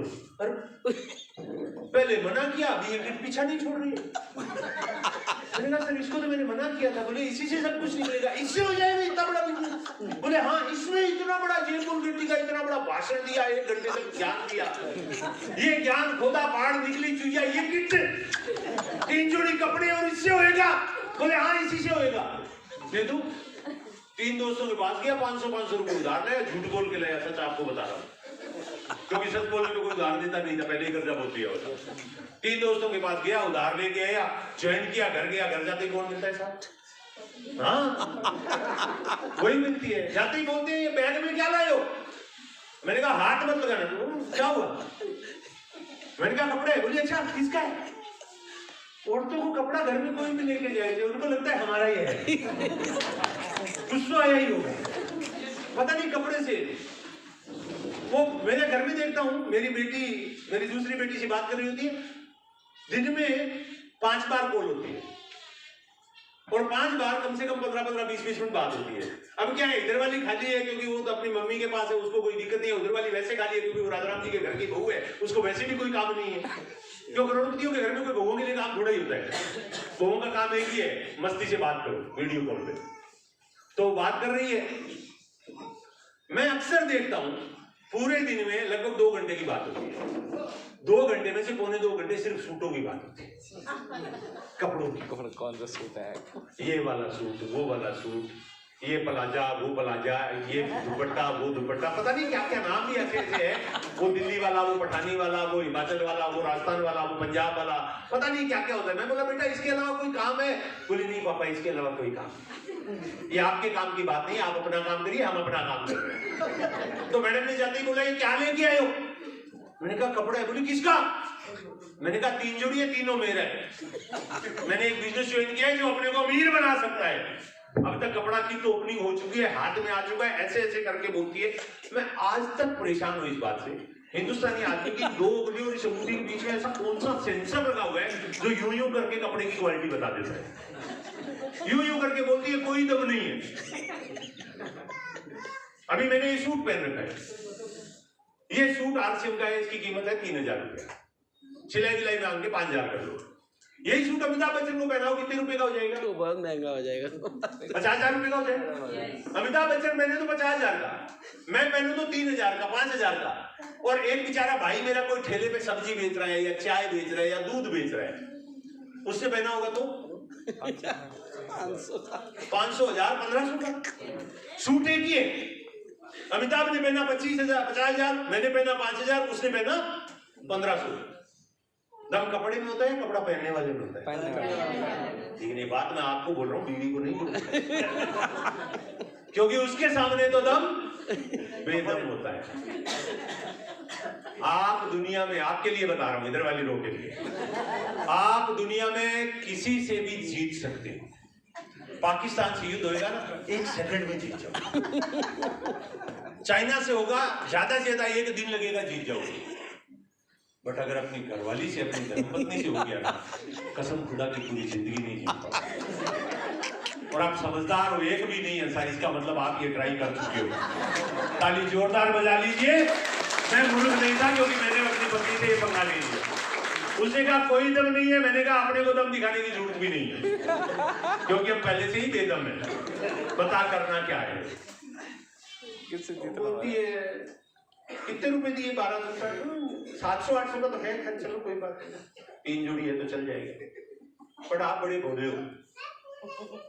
दुनिया की हर पत्नी को लगता है ऊपर वाले से एक शिकायत, हाँ सही बोला आपने। दुनिया की हर पत्नी को ऊपर वाले से एक शिकायत है, और खास तौर से अपने बाप से। वो बोलती है इस धरती का जो सबसे रिजेक्टेड पीस था ना, मेरे बाप ने वो मेरे लिए ढूंढा है। मेरी तो किस्मत ही फूटी है जो मेरे को ये मिला है। मैं तीन निभा गई, क्या करें, निभाना पड़ेगा। मैं तीन निभा गई। हाँ, निभाना पड़ेगा। मेरी बीवी बोलती है जी आप तो बड़े भोले हो। चाहे नहीं हो, आप 9वीं क्लास तक पढ़े हो, जो कि मैं हूं, और गांव में रहते हो। बाजार के लोग बड़े तेज तर्रार होते हैं, बड़े चालू टाइप के होते हैं। आपको कुछ आता जाता तो है नहीं, उन्होंने आपको टोपी पहना दी, आपको फंसा दिया। बट कोई बात नहीं, आप फंस गए बेचारे, किसी और को मत फंसाना। मैंने स्वामी भक्ति का रोल प्ले किया 6 महीने तक। RCM बिजनेस के बारे में किसी को नहीं कहा। लेकिन मेरा दोस्त बड़ा खतरनाक था। वो 6ठे महीने में, वो महीने वाले दिन मेरे को कॉल करे, आत्माराम जी। मैंने कहा हाँ जी। बोला RCM बिजनेस की मीटिंग हो रही है, आओ अटेंड कर लो। समझ में आए तो स्टार्ट करो। अब मैं जाऊंगा मीटिंग में? क्या नहीं जाऊंगा। मैं बोला आज तो इधर काम हो गया, आज उधर काम हो गया, आज पड़ोसी की भैंस बीमार, आज कुत्ता बीमार, आज गाय बीमार, आज ये रिश्तेदार बीमार। आज RCM डिस्ट्रीब्यूटर मुकेश जी कहते हैं अड़ोस पड़ोस के जितने दूर के रिश्तेदार होते हैं ना, उनको पहले उधर भिजाई देता है, फिर इधर मीटिंग में इनवाइट होता है, बाद में इधर आता है, पहले उधर भेज के आता है सबको। तो आप नहीं हो, मुकेश जी बोलते हैं, आपके लिए थोड़ी बोल रहे हैं। आप तो डायरेक्ट आए थे, पहली बार नहीं आ गए, अच्छे आदमी हो। तो 6 महीने तक वो मेरे को बुलाता रहा। एक दिन वो 6 महीने बाद उसका कॉल आया, उधर से घंटी बजी, फोन की घंटी बजी, मैंने फोन उठाया, काम के लिए, उधर से आवाज आई, हेलो आत्माराम जी। मैंने कहा हाँ। राम अवतार बोल रहे हैं क्या? बोला हाँ। मैंने कहा आरसीएम की मीटिंग है क्या? क्योंकि मेरे को एक बात समझ में आ गई थी, इसका फोन आता है तो आरसीएम की मीटिंग होती है। बोला हाँ आरसीएम की मीटिंग है, लेकिन आज कोई बहाना नहीं चलेगा। मैंने कहा क्या लगता है देखो, मैं बहाने बना रहा था इतने दिन। बोला नहीं यार, मैं ये कह रहा हूँ आज आपके जितने भी जरूरी काम है ना उन सबको छोड़ दो, क्योंकि आज इस बिजनेस के फर्स्ट डिस्ट्रीब्यूटर माननीय श्री बीसी छाबड़ा जी आपके शहर में आ रहे हैं, एक बार आके प्रोग्राम अटेंड कर लो, जिंदगी बदल जाएगी। मैंने कहा दोस्त मैं तेरे छाबड़े को, मेरे को क्या पता आज बीसी जी मेरे भगवान है, उनके कौन जानता है बीसी छाबड़ा कौन है, कौन बीसी छाबड़ा। मैंने कहा दोस्त मैं तेरे छाबड़े को सुनने जरूर आ रहा। ये मैंने इस बार बीसी जी के सामने बोला, इतनी हंसी आई बीसी जी को, बोले वाह यार बेटा तुझे मेरे को भी जमके दो यार। मैंने कहा कौन छाबड़ा है? मैंने कहा दोस्त मैं तेरे छाबड़े को जरूर सुनने आता, लेकिन क्या करूं मेरी दादी की डेथ हो गई। वो बोलता है वो बड़ा बुरा हुआ यार, उसने फोन रख दिया। थोड़ी देर बाद में मैं अंदर बैठा था, मेरी बेटी बाहर से आती है। गांव में घर जो होते हैं ना वो बड़े होते हैं, 100 बाई 100 के होते हैं, मेन गेट उधर है, कमरा इधर है। मेरी बेटी आती है, आके बोलती है पापा पापा बाहर आपको एक अंकल बुला रहे हैं। मैंने कहा बेटा कौन से अंकल? अक्सर हम बच्चे से पूछते हैं नरेंद्र अंकल, बच्चा बोलता है नरेंद्र अंकल है और हमें नरेंद्र जी से मिलना नहीं है। तो हम बच्चे को क्या कहते हैं, जाओ बेटा जाके बोल दो पापा घर में नहीं है, ऐसा ही बोलते हैं ना। यस। बच्चे बड़े दिल के साफ होते हैं, नीट एंड क्लीन होते हैं, जाके बोलते हैं अंकल अंकल मेरे पापा बोल रहे हैं, बोल दो पापा घर में नहीं है। लेकिन मेरे से ये गलती नहीं हुई। बच्चे ने कहा मैं नहीं जानती, आप जाके देख लो। बाहर निकला, मेरा दोस्त खड़ा सामने, बोलता है आजा बच्चू। मैंने कहा तू कहां से आ गया? तू तो उधर मीटिंग में नहीं होना था क्या? बोला तुम नहीं बोला था दादी उधर चली गई तो इधर बैठना नहीं था। मैंने बोला यार दादी तो बेचारी 8 साल पहले गई थी, एक बार जाए 8 बार जाए, अब क्या फर्क पड़ता है यार। तेरे को टालने के लिए मेरे पास कोई बहाना नहीं था, जो मुंह में आए वो लगा दिया। लेकिन यार इतना बड़ा तू शुभचिंतक नहीं है मेरा, जो तू मेरे को तो पता चले और तू मीटिंग छोड़ के बैठने के लिए इधर आ जाए। जरूर तेरे को पता चला होगा। बता तेरे को पता कैसे चला? बोला तेरे पड़ोसी से नंबर लिया था, तेरे पड़ोसी का नंबर मिला था, एक दिन मार्केट में लिया था। जैसे ही तूने ये बोला मेरे को समझ में आ गया, आरसीएम डिस्ट्रीब्यूटर ये बहाना लगाने के बाद ही मीटिंग में आता है, ये लगा दिया इसने, पक्का ये झूठ है। तो बोला पड़ोसी को फोन किया, डाउट था, कन्फर्म करने के लिए पड़ोसी को फोन किया। मैंने कहा मेरे पड़ोसी को तूने बोला कि मैंने ऐसा बोला? बोला नहीं, मैंने तो उसको सीधा पूछा जी आत्माराम जी के पड़ोस से बोल रहे? बोले हाँ। बोले जी आत्माराम जी का फोन लग नहीं रहा है। बोले जी सुबह तो घंटी आ रही थी थोड़ी देर पहले। बोले जी अभी तो घंटी नहीं आ रही है। बोले तो बात करानी है क्या? बोले नहीं नहीं ऐसे हालचाल पूछ रहा था, क्या हालचाल है, कैसे है वो, कई दिनों से मिले नहीं थे। बोले नहीं जी बढ़िया है, आज तो कुछ ज्यादा ही बढ़िया। बोले साला दादी मरने में ज्यादा बढ़िया कैसे होता है? बोला ज्यादा बढ़िया कैसे है जी? बोला जी आज इंडिया का और इंग्लैंड का क्रिकेट का मैच है और आत्माराम जी के सबसे फेवरेट कप्तानों में से एक है सौरव गांगुली कप्तान, और आज कुछ भी हो जाए इंडिया ने इंग्लैंड को हराना है। बोला फिर? बोला अगर मैच जीत गया इंडिया तो आत्माराम जी लड्डू बांटेंगे, खाने को हमें भी 1-2 मिलेंगे। बोला अगर हार जाए तो? बोला फिर तो शायद बेचारों पे चूल्हा ही ना जले। बोला अच्छा बढ़िया है, बड़े दीवाने हैं क्रिकेट के। बोला इतना बोला तो मैंने फोन रख दिया। मैंने कहा वाह यार, मेरे पड़ोसी ने तारीफ की। एक राज की बात और बता के जा रहा हूं आपको, बाद में बताने का मुलाकात होगी, सुन लो। आपकी काम की है, इस दुनिया में कोई भी आदमी आपकी तारीफ कर सकता है, कोई भी, 2 लोग कभी नहीं करेंगे। कईयों को सुनाई देंगे, मैं माइक से बोल देता हूँ जो विजय वर्मा जी ने बोला है। 2 लोग आपकी कभी तारीफ नहीं करेंगे, और करेंगे तो यू आर सो लकी। वो 2 कौन है? एक तो आपका पड़ोसी और एक आपकी धर्मपत्नी। वो कभी तारीफ नहीं करेंगे। मेरी पत्नी अभी तक मेरी नहीं कर रही है। वो तो अभी इस बात से भी परेशान है कि हिंदुस्तान के लोग इतने डैश डैश डैश, वो जो बीच में शब्द लगाती है वो मैं हटा देता हूं। इतने क्यों हैं कि इस आदमी को 150, 200, 500 रुपए देके सुनते हैं। ऐसा क्या बताते हो?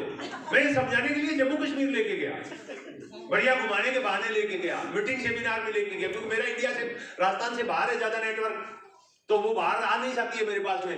लोकल के प्रोग्राम होते हैं तो वहां हमारे पास माइक नहीं होता है, माइक किसी और के पास होता है, तो इसलिए उसको तो यही लगेगा भैया पर क्या बोलते हैं। तो मैं उसको जम्मू कश्मीर घुमाने लेके गया। 7 दिन तक वहां पे मैंने मीटिंगें की। मेरी बड़ी टीम है और कल मैं यहाँ से जम्मू कश्मीर आज जा रहा हूँ। आज जम्मू कश्मीर जाऊंगा मैं। -10 डिग्री में अभी बर्फ लेके बर्फ के अंदर 11 तारीख को मीटिंग दे के आऊंगा सोपोर में, श्रीनगर में, और वहां से जम्मू में, राजौरी में, डोडा में, पुंछ में, सब जगह मेरे सेमिनार है। 1 हफ्ते का मेरा टूर है JNK का। 18 तारीख को मैं वापस राजस्थान पहुंचूंगा। तो मैं उनको लेके गया घुमाने के बहाने। मेरा बेटा मेरे साथ था, मेरी बेटी मेरे साथ थी।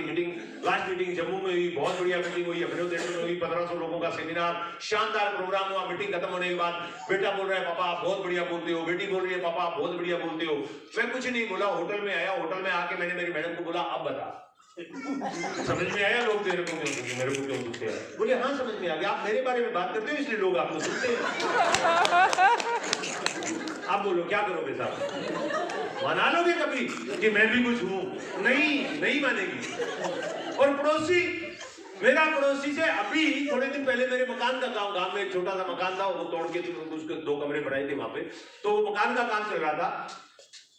तो वो एक दिन मिस्त्री गया, बोला, वो पंजाबी मिस्त्री था, तो वो पंजाबी में बोला, मैं हिंदी बता दूंगा आपको, लेकिन पहले उसी की लैंग्वेज बोलूं, कोई पंजाबी समझ रहा होता तो उसको समझ में आएगा। बोला जी भाई चंगा आदमी है जी, पैसे वैसे बहुत है कि भाई थोड़े, मतलब भाई मतलब आत्मा बहुत बढ़िया आदमी है जी, उसके पास पैसे वैसे ठीक है। तो मेरा पड़ोसी जो अंकल है मेरे, टीचर है रिटायर्ड, देवीलाल, वो दलीप नाम है उनका, वो बोलते हैं जी क्या खाक ठीक है? कुछ नहीं है, वो गलती से इसको कुछ लोग मिल गए भारत में जिन्होंने RCM कर लिया और इसको पैसे आने लगे और ये अंधों में काना राजा बन गए। तो आज भी नहीं मान रहे हैं। और उस दिन पड़ोसी ने तारीफ की थी, बोला जी इंडिया जीतेगा तो लड्डू बांटेगा। मैंने दोस्त को बोला आप बैठ, इंडिया को जिता के खड़े होते हैं।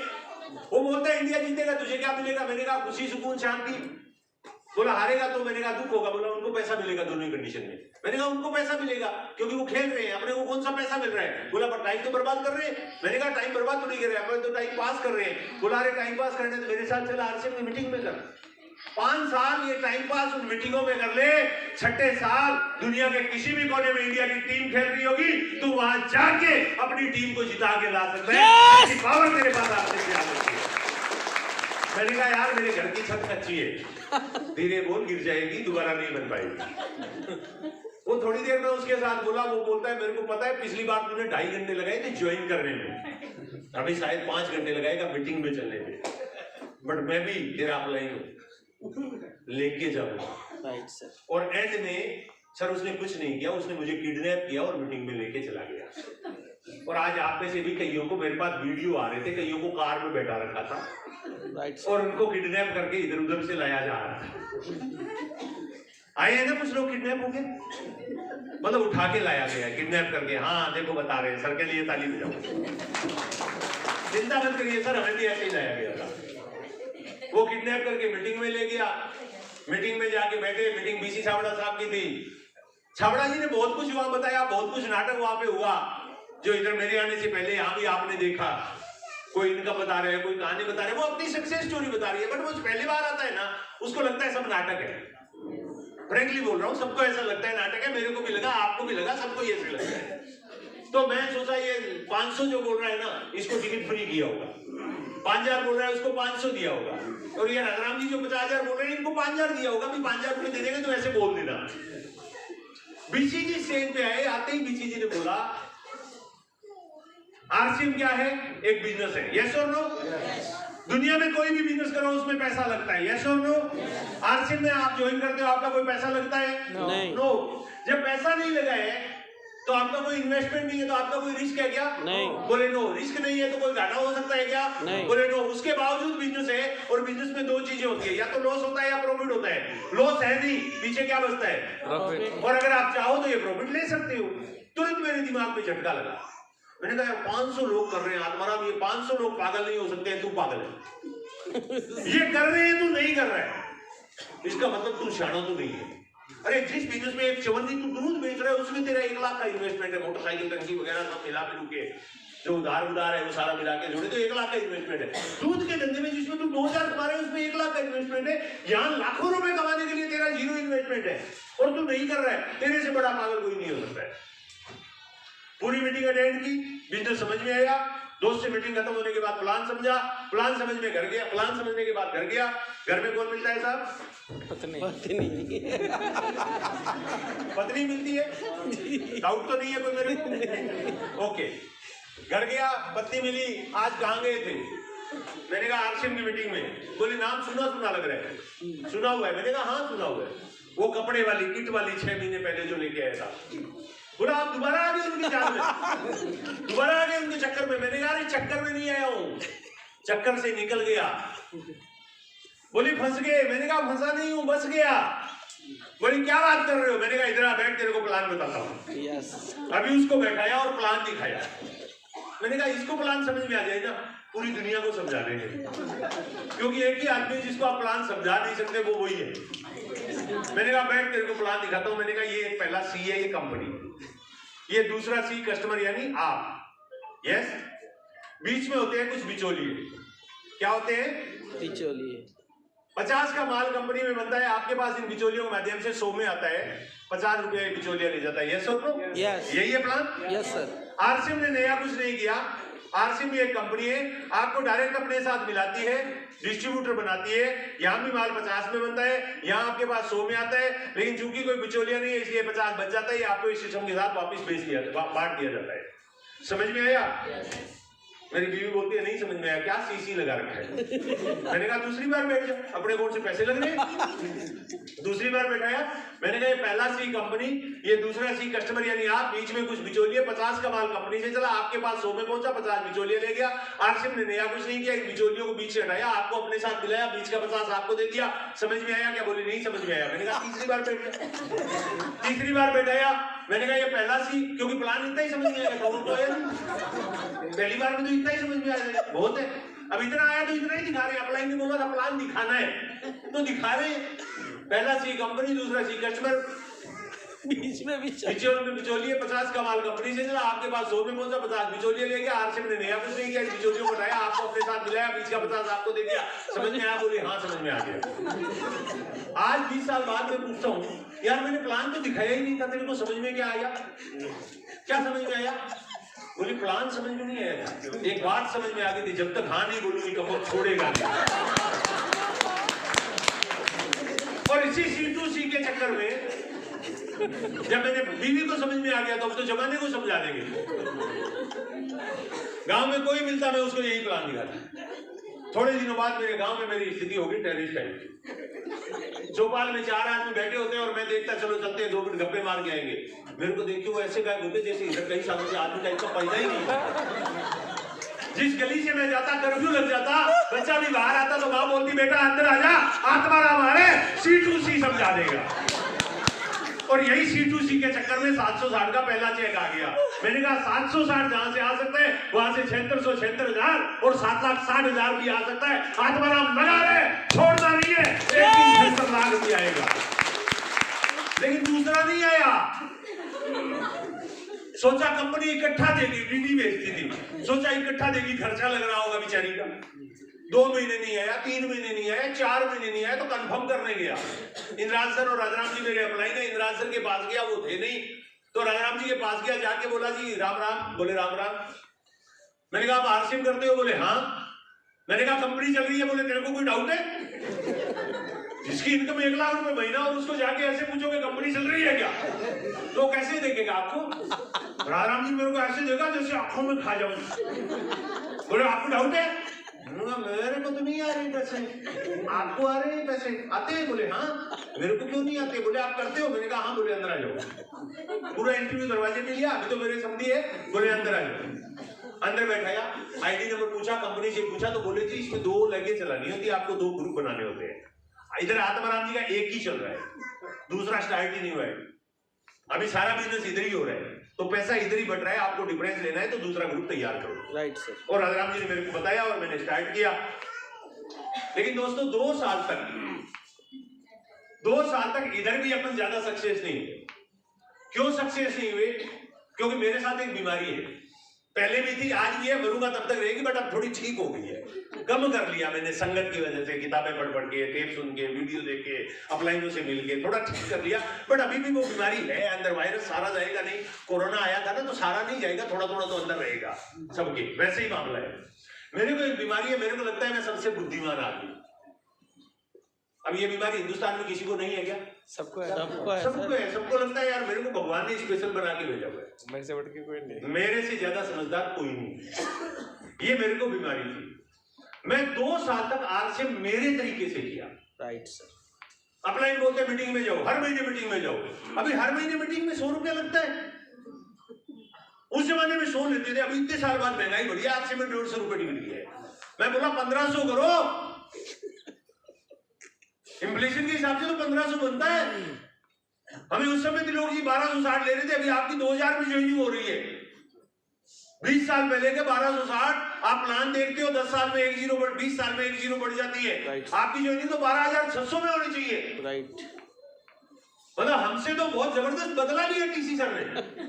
आपके साथ तो दया दिखा रहे हैं। कई बार मैं बोलता हूँ टीसी सर को, सर ज्वाइनिंग करो 15,000 की, टिकट करो 1500 का आरसीएम के लिए। बोले नहीं, गवर्नमेंट का कानून है, इससे ज्यादा तो नहीं कर सकते। अब ये कानून गवर्नमेंट ने बना दिया आपकी सुविधा के लिए, हमारा तो घाटा हुआ है। हमें तो 1500 में ज्वाइनिंग मिली, आपको 15,000 में मिले, तो हमें पूरे दिन में 4 ज्वाइनिंग मिल जाए तो हमारा काम तो हो जाए ना। सुबह ही 6,000 का चेक पक्का हो जाए। लेकिन वो नहीं कर रहे हैं, कोई बात नहीं। अब मैंने कहा 100 रुपए हर महीने देने होता है। मीटिंग में जाते हैं, हर महीने वही तो आदमी आता है, वही नाम, वही कहानी, वही आरसीएम, वही 2 लेगे, वही 2 प्लान, वही 2 जोड़ो, 4 जोड़ो, वही प्रोडक्ट, वही साबुन, वही पेस्ट, वही शैम्पू। क्या करना है हर महीने मीटिंग में जाके? तो मीटिंग में कभी जाता, कभी नहीं जाता। अपलाइन बोलती रोज टेप सुनना है, सतीश पंडित जी के टेप सुनो, बीसी जी के टेप सुनो, मुकेश जी के टेप सुनो, वत्सा के टेप सुनो, अत्री जी का टेप सुनो। मैं बोलता 30 रुपए की एक आती है, 2-4 ले लेते हैं, उसी को सुनते रहेंगे, उसमें जो है वो आ जाएगा। बाकियों में भी तो वही ज्ञान है, तो टेप नहीं सुनता था।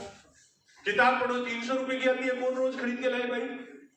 मैं बोला पैसे आरसीएम में लोग जुड़ने से आएंगे, मीटिंग सेमिनार में जाने से, टेप सुनने से, बुक पढ़ने से पैसे नहीं आते। अपलाइन बोलती 100% प्रोडक्ट यूज करो। अब अपन उधार वाले आदमी है, आरसीएम में उधार दे देना एक शैम्पू पाउच, अपने को तो चाहिए पूरे महीने का उधार। तो मैं आरसीएम में प्रोडक्ट नहीं लेके आता। 2 साल तक मैंने बिजनेस किया। 2 साल में मेरे को इनकम आई टोटल 11,000 रुपए। कितना रुपए आया? 11,000। और इस 2 साल में मेरी आर्थिक स्थिति इतनी खराब हो गई थी कि मेरे घर में कई बार ऐसा होता था, सुबह का खाना बनाते थे तो शाम के खाने की टेंशन हो जाती थी, और शाम को बनाते थे तो सुबह की टेंशन हो जाती थी। और ऐसी स्थिति में एक दिन मैं बैठा था, और मेरे घर के पास में एक गवर्नमेंट स्कूल है जहां मेरे बच्चे पढ़ते थे। मेरी बेटी रोती हुई घर आती है। जैसे ही वो घर में घुसी तो मैंने पूछ लिया उससे, बेटा क्या हुआ, रो क्यों रही है? किसी बच्चे ने मारा क्या तेरे को? क्योंकि स्कूल की तो छुट्टी हुई नहीं थी उस समय। वो सीधी आ रही है बैग उठा के। तो मैंने कहा बच्चे को मारा क्या तेरे को किसी ने? बोले नहीं पापा, मेरे को स्कूल से निकाल दिया। तेरे को स्कूल से निकाल दिया? तो पढ़ाई में बहुत होशियार है, तेरे को क्यों निकाला? बोले पापा पढ़ाई के लिए नहीं निकाला, सर कह रहे हैं सारे बच्चे ड्रेस पहन के आते हैं, तुम बिना ड्रेस के स्कूल में आती है, ड्रेस पहन के आना, नहीं तो स्कूल बताना। तो मैंने कहा बेटा सर तो सही कह रहे हैं, आपको ड्रेस पहन के जाना चाहिए। बोली पापा मैं जो ड्रेस पहन के जाती हूँ वो ड्रेस मेरी पुरानी हो गई है, वो मेरी ड्रेस पुरानी हो गई है, वो फट चुकी है 2-3 जगह से, वो मैं पहन के नहीं जाती हूँ। मम्मी को बोला नई ड्रेस के लिए, तो मम्मी कहती है तेरे पापा के पास पैसे नहीं है, जब पैसे होंगे तब ला देंगे। पापा मेरे को ड्रेस जब तक लाके नहीं दोगे तब तक मैं स्कूल नहीं जाऊंगी। मैंने कहा कोई बात नहीं बेटा, 2-4 दिन में ला देंगे। बोले नहीं 2-4 दिन में नहीं, अभी ला के देनी है। मैंने कहा बेटा अभी मैं कहां से लाऊं, 2 बजे है। बोले पापा मंडी से लाओ, सिटी मतलब मैं शहर से लेके आओ, अभी लेके आओ। मैंने कहा कोई बात नहीं बेटा लाऊंगा। अब वो रो रही थी, मैंने दिमाग लगाया, मैंने कहा 3 दिन बाद अपने पास पैसा कहां से आएगा? अपने को तो अभी भी 300 रुपया नहीं है, 3 दिन बाद भी 300 नहीं है, लेना किसी से उधार है तो 3 दिन बाद क्यों, आज ही लेते हैं, इसको चुप करवा देते हैं। मैं शहर में गया, एक दोस्त से जाके 300 रुपया मांगा। मैंने कहा यार 300 रुपये उधार दे दे, बेटी के लिए ड्रेस लेके जानी है। वो कहता है यार आत्माराम जी पिछले 20 साल से, सॉरी पिछले 2 साल से, वो 20 साल दिमाग में आ गया, पिछले 2 साल से आप मेरे से 35,000 रुपए उधार लेके गए और उसका ब्याज भी आपने वापस नहीं लौटाए। मूल लौटाना तो बहुत दूर की बात है। कभी आपके पास कोई प्रॉब्लम है, कभी आपके पास कोई प्रॉब्लम है, आप काम धंधा तो कुछ करते नहीं हो, प्रॉब्लम लेके आ जाते हो, खड़े हो जाते हो। भाई मेरे को माफ करो, मैं आपको 300 तो क्या 3 रुपए भी नहीं दे सकता। बड़ा दुख हुआ, बड़ी उम्मीद लेके गया था। एक दूसरे दोस्त के पास गया, उसने भी कुछ वैसा ही जवाब दिया। तीसरे दोस्त के पास जाने की हिम्मत नहीं हुई।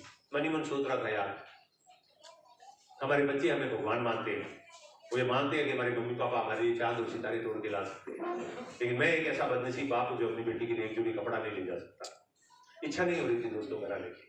रात को देर से घर पहुंचा, 9, साढ़े 9, 10 बजे घर पहुंचा। सोचा बच्ची सो गई होगी, सुबह की सुबह देखेंगे। जैसे ही घर में पहुंचा, बच्ची दौड़ के सामने आती है और आके बोलती है, मोटरसाइकिल से जैसे उतरा, बोलती है, पापा मेरी ड्रेस कहाँ है। उस दिन मुंह से सब मेरी आंखों से आंसू निकल गए। मैं चुपचाप रोता हुआ अंदर चला गया। बच्ची दौड़ के पीछे जाती है, देखती है पापा रो रहे हैं। वो समझ नहीं पाती है हुआ क्या। नन्ही सी जान, उसको क्या मालूम क्या हुआ है।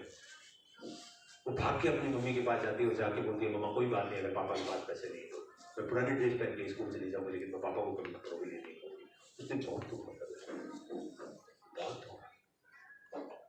कई बार हम एक टैग लगा के रखते हैं, संतोषम परम सुखम, लेकिन संतोष की कीमत हमारे प्रियजन चुकाते हैं, हमारे मम्मी पापा। एक बच्चा जब पैदा होता है ना, माँ बाप नींद में सोते हैं, बच्चे को सूखे में खिलाते हैं, उसको थोड़ा सा बुखार आ जाए पूरी रात भर जागते हैं, इस उम्मीद पे कि बुढ़ापे में हमारा सहारा बने। लेकिन वही बच्चा बड़ा होकर जब अपने माँ बाप को वृद्धाश्रम में छोड़ के आता है या सरकारी हॉस्पिटल में इलाज करवाता है, आप सोचो उनके दिल पे क्या बीतते हैं। मेरे माँ बाप तो नहीं, आपके तो हैं। क्या आप उनके वो लाल, उसके पीले, वो हरे जो सपने उन्होंने देखे, क्या आप पूरे कर पाते हैं? एक लड़की 18-20 साल तक भगवान के व्रत और उपवास करती है। कभी वो भगवान से गाड़ी, घोड़ा, बंगला नहीं मांगती है, उसे देव चीज मांगती है। ये भगवान तुम्हें इस दुनिया में एक अच्छा पति देना। क्या हमें एक अच्छे पति है? अंदर से आवाज आई, जो आदमी 2 वक्त का खाना नहीं दे सकता, वो क्या अच्छा पति होगा। हमारे बच्चे हैं ना, वो मानते हैं कि इस दुनिया में हमारे माँ बाप सबसे बड़े हैं, हमारे पेरेंट्स हमारे लिए कुछ भी कर सकते हैं। क्या हम अच्छे पेरेंट्स हैं? वो अपने बच्चों के साथ होते हैं, दोस्तों के साथ होते हैं, वो कहते हैं मेरे मम्मी पापा मेरे लिए चांद और सितारे तोड़ के ला सकते हैं। क्या वैसे माँ बाप है? अंदर से आवाज आई, जो आदमी एक जोड़ी कपड़ा नहीं ला सकता, वो क्या खास चांद और सितारे तोड़ के लाएगा। बहुत दुख हुआ दोस्तों, बहुत रोया, पूरी रात भर रोया। मेरी पत्नी ने कहा मैं आपके साथ हूँ, चिंता क्यों कर, हम कोई गलत नहीं कर रहे हैं, हम मेहनत कर रहे हैं, लेकिन ऊपर वाला साथ नहीं दे रहे हैं। कोई तो गलती हो रही है हमसे, उस गलती को अगर सुधारे तो हम सक्सेस हो सकते हैं। पूरी रात पर सोचता रहा। 3 रास्ते थे मेरे पास उस दिन। पहला रास्ता है मैं मर जाऊं, क्या उससे सॉल्यूशन हो जाएगा? नो, मरना बुजदिलों का काम है। मैं बुजदिल नहीं था, मैं कायर नहीं था, मेरे को जीना था। दूसरा रास्ता, मैं खेती करूं। दोस्त 50 साल खेती की थी मेरे दादाजी ने, 95 साल की उम्र में मरे थे, कोई जायदाद नहीं छोड़ के गए थे। 58 साल खेती की थी मेरे पिताजी, 8 साल के थे तब खेती में लगे थे, 58 साल की उम्र में कैंसर से गए थे, 50 साल खेती की थी। जब बीमार हुए थे ना कैंसर से, तो डॉक्टर से पूछा था इलाज कहां करवाएं। उसने कहा राजीव गांधी, इंदिरा गांधी, ये राजीव गांधी में या टाटा मेमोरियल में ले जाओ, दिल्ली या मुंबई, तो इलाज हो सकता है। मेरे पिताजी को मैंने बोला ले चलते हैं। पिताजी का जमीन बेचनी पड़ेगी। मैंने कहा बेच देते हैं। बोले तुम क्या खाओगे? नहीं बेच सकते। पिताजी का इलाज नहीं करवाई क्योंकि पैसे नहीं थे। 6 साल मैंने खेती का काम किया, मैं भरपेट कभी खाना नहीं खाया, मैं बच्चों को कभी मुंह आमी चीजें नहीं दे पाया, मैं मेरी पत्नी को कभी एक सूट नहीं दिलवा पाया। हमारे वहां पे सूट ज्यादा पहनते हैं, एक लेडीज सूट मेरे को याद नहीं है मैंने कभी ला के दिया था उसको। क्या मैं चांद सितारे तोड़ के, वो सपने क्या देख रही है? एक अच्छा पति देना। क्या मैं अच्छा पति था? जवाब था नो। दूसरा ऑप्शन मेरे पास था, मैं दूध बेचूं। 6 साल दूध बेचा था दोस्त। उन 6 साल में भी स्थिति वही थी जो 6 साल पहले थी। ठीक है, मॉर्निंग वाला इवनिंग, इवनिंग वाला मॉर्निंग चलता था, लेवादेवी चलती थी, लेकिन जिंदगी कभी जी नहीं पाए थे। रोज सुबह 4 बजे उठता था, अंधेरे में मोटरसाइकिल लेके सड़क पे जाता था, भगवान से एक ही प्रार्थना करता था, हे भगवान मेरी आंखें तो खुली है, बट ध्यान रखना सामने ट्रक वाले की भी खुली होनी चाहिए। सुबह 4 बजे का टाइम, अगर उसको नींद आ गई तो कल मेरे बच्चों को सुलाने वाला कोई नहीं होगा, क्योंकि उनके लिए सिर्फ मैं ही हूं। रोज डर होता था। 6 साल दूध बेचा, क्या उस दूध से मैं परिवार चला सकता हूं? जवाब आया नो। तीसरा रास्ता आरसीएम था। आरसीएम में भी सक्सेस नहीं हो रहा था, 2 साल से काम कर रहा था, लेकिन सफलता नहीं मिल रही थी। क्यों नहीं मिल रही थी? क्योंकि कोई ऐसी चीज थी जो मैं नहीं कर रहा था, लेकिन आरसीएम में दूसरे लोगों को सक्सेस मिल रही थी। मेरे को एक ही जवाब चाहिए था कि उनको मिल रही है, मेरे को क्यों नहीं मिल रही है। और मैं सुबह गया राजाराम जी के पास और जाके मैंने उनको एक ही सवाल पूछा, मुझे 2 साल हो गए आरसीएम करते हुए, मुझे सक्सेस नहीं मिल रही है, आपको 2 साल में 2 लाख रुपए महीना इनकम पे पहुंच गए हो, मैं अभी भी जीरो पे खड़ा हूं, मेरे से गलती क्या हो रही है, मेरे साथ ये हुआ ये हुआ ये हुआ, पूरी कहानी मैंने उनको बताई। उन्होंने 10 मिनट मेरी कहानी सुनी, 11वें मिनट मेरे को बोले सिस्टम, 11वें मिनट मेरे को बोले सिस्टम। मैंने कहा सिस्टम किस बला का नाम है? बोले सिस्टम है, इस बिजनेस के कुछ बेसिक रूल्स होते हैं जिनको फॉलो करना। ड्राइविंग के रूल फॉलो करते हो, गाड़ी के एक्सीडेंट से बचे रहते हो, यस और नो? तैराकी के रूल फॉलो करते हो, पानी में डूबने से बचे रहते हो, यस और नो? किचन का एक सिस्टम है खाना बनाने का, उस खाना बनाने के सिस्टम को फॉलो करते हो, खाना बनता है, यस और नो? आरसीएम बिजनेस का भी एक सिस्टम है, उस सिस्टम में कुछ रूल्स है, उनको फॉलो करोगे तो सक्सेस मिलेगी। मैंने कहा सर बता दीजिए क्या रूल्स है। उन्होंने कहा पहला 6 बेसिक है, 6 ऐसे काम जो आपको रोज करने हैं। मैंने कहा सर बताइए क्या करना है और कब तक करना है, कितना करूं तो क्या मिल जाएगा? बोले क्या चाहते हो आरसीएम में? मैंने कहा रॉयल्टी, क्योंकि बहुत सारी मीटिंगों में जाके समझ में आ गया था रॉयल्टी वो इनकम है जो जिंदगी के साथ भी मिलती है, जिंदगी के बाद भी मिलती है। मैंने कहा रॉयल्टी। उन्होंने कहा 20,000 रुपए का चेक काट के देता हूं, 6 महीने जैसा मैं बता रहा हूं वैसा कर लेना, आपको 20,000 से ऊपर की इनकम आएगी, नहीं आएगी तो 20,000 का चेक कैश करवा लेना। मैंने कहा सर भरोसा है, चेक की जरूरत नहीं है, बताइए क्या करना होगा? बोले सबसे पहला काम 100% प्रोडक्ट यूज करना होगा बिना किसी बहाने के। आरसीएम जो सामान बनाती है, आपके शहर में पीयूसी पे है, वो सामान आपके घर में होना चाहिए अगर आप उसको यूज कर रहे हो, यूज सिमिलर प्रोडक्ट यूज कर रहे हो तो। हाँ, आप बीजे नहीं खा रहे हो, आपको जरूरत नहीं लगती है बीजे की, आप मत खाइए, लेकिन आपको घुटनों में दर्द है, आपको और उल्टी पुल्टी पुड़िया खा रहे हो, तो फिर घुटनों के दर्द के लिए उल्टी पुल्टी पुड़िया मत खाइए, बीजे खाइए, घुटने भी ठीक हो जाएंगे और आपका बिजनेस में भी 100% कमिटमेंट होगा कि आप 100% यूजर बने रहेंगे। यस और नो? यस, 100% प्रोडक्ट यूज करना है। मैंने कहा ओके सर, आज कसम करता हूं 6 महीने मेरे घर में वो प्रोडक्ट आएगा जो आरसीएम में बनता है। जो आरसीएम में नहीं बनता है वो बाजार का आ सकता है, आरसीएम में जो बनता है वो मेरे शहर में होगा या नहीं होगा, मेरे घर में तभी आएगा वो, जब वो आरसीएम में आएगा तो मेरे घर में वही आएगा जो आरसीएम में बनता है। राइट। और उस दिन से लेके आज तक 100% यूजर हो दोस्तों। दूसरा, उन्होंने कहा आपको हर दिन कुछ ना कुछ सामान बेचना पड़ेगा। मैंने कहा कैसे? बोले इस बिजनेस के अंदर आप जाके प्लान दिखाते हो तो लोगों को समझ में नहीं आता है, प्रोडक्ट दिखाते हो तो आसानी से समझ में आता है। Right sir. जब आप प्रोफेशनल बन जाओगे तो आप प्लान दिखाओगे तो भी समझ में आएगा, लेकिन जब आप नए हो तो आपको प्रोडक्ट समझाना है लोगों को, क्योंकि प्रोडक्ट आसानी से, पेज का कंपैरिजन पेज से है, आपके प्लान का कंपैरिजन उसकी इनकम से करते हो, इनकम आपको ही नहीं आ रही है, वो कैसे समझेगा आपकी इनकम को? प्रोडक्ट के साथ में बात करना सीखो। अगर प्रोडक्ट के साथ में बात करोगे तो प्रोडक्ट सेल होगा, उससे आपकी इनकम भी आएगी, प्लस आपका नेटवर्क भी, लोग प्रोडक्ट यूज करेंगे तो ग्रो करेगा। मैंने कहा ओके सर। तीसरा काम, उन्होंने कहा कम से कम 2 प्लान रोज के दिखाने हैं, महीने के 20 से 25 प्लान तो दिखाने ही दिखाने हैं। फुल टाइमर हो तो 50, 60, 70, 100 भी दिखा सकते हो। मैंने कहा सर मैं तो प्योर फुल टाइमर हूं। बोले 50 से ऊपर दिखाने हैं। मैंने कहा ओके। बोले कसम खा लो। मैंने कहा कसम खाता हूं, 2 प्लान दिखाऊंगा नहीं तो रात का खाना नहीं खाऊंगा। और कई बार ऐसा होता था, एक ही प्लान हो पाता था, दूसरा नहीं होता था, रात को खंबे को प्लान दिखा के घर में जाके कसम तोड़ता था, भाई तू ज्वाइन कर लेना, सुबह प्लान दिखाना था, दिखा दिया। Right sir. चौथा, आपको लिस्ट बनानी है उन लोगों की जिनको आप जानते हो, बिना माथा लगाए कि ये जुड़ेगा, ये नहीं जुड़ेगा, ये गरीब है, ये अमीर है, ये गांव का है, ये शहर का है, ये कम पढ़ा लिखा है, ज्यादा लिखा हुआ है। मैंने कहा ओके रेडी, लिस्ट बनाना है। 5वां, लिस्ट में जिन लोगों का नाम लिखा है उनको इनवाइट करना है, उनको प्रोडक्ट के बारे में बताना है, उनको प्लान के बारे में बताना है, और वो ज्वाइन करते हैं तो उनको सही ढंग से ज्वाइन करवाना है। और छठा, इस मीटिंग और सेमिनार के माहौल में हर बार बने रहना है। Right sir. चाहे वो डिजिटल मीटिंग है, चाहे वो फिजिकल मीटिंग है, चाहे अपलाइन द्वारा रिकमेंडेड कोई ऑडियो है, चाहे अपलाइन द्वारा रिकमेंडेड कोई बुक है, क्योंकि ये बिजनेस सीखने से चलता है। सीखने से आपने तैरना सीखा, सीखने से आपने साइकिल चलाना सीखा, सीखने से आपने कार चलाना सीखा, सीखने से आपने खाना बनाना सीखा, तो सीखने से आप आरसीएम के डायमंड भी बन सकते हैं। यस, सीखना पड़ेगा। मैंने कहा ओके सर। बोले 6 काम करो, घर चले जाओ, 6ठे महीने मिलेंगे, अपन बात करेंगे कि आपकी रॉयल्टी आई है नहीं। और दोस्तों यकीन मानिए, मैंने जैसे सर ने बोला मैंने वैसे किया। हाँ थोड़ी तकलीफ आती है शुरू में, बदलाव मुश्किल होता है।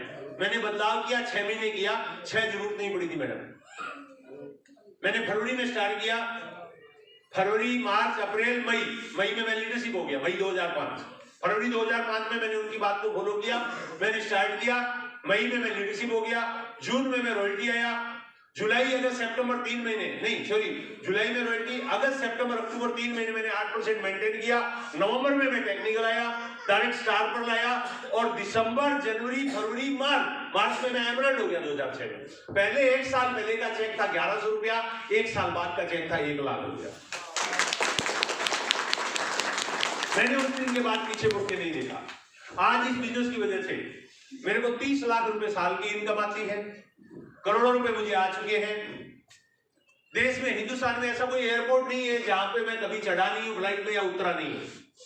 ऐसी कोई विमान कंपनी नहीं है जो पिछले 20 सालों में हिंदुस्तान में चली और उसके फ्लाइट में मैं नहीं बैठा हूं, चाहे वो किंग फिशर हो, चाहे जेट एयरवेज हो, चाहे विस्तारा है, चाहे कोई भी है, चाहे इंडियन एयरलाइंस है, चाहे वो टाटा के पास है, चाहे गवर्नमेंट के पास है।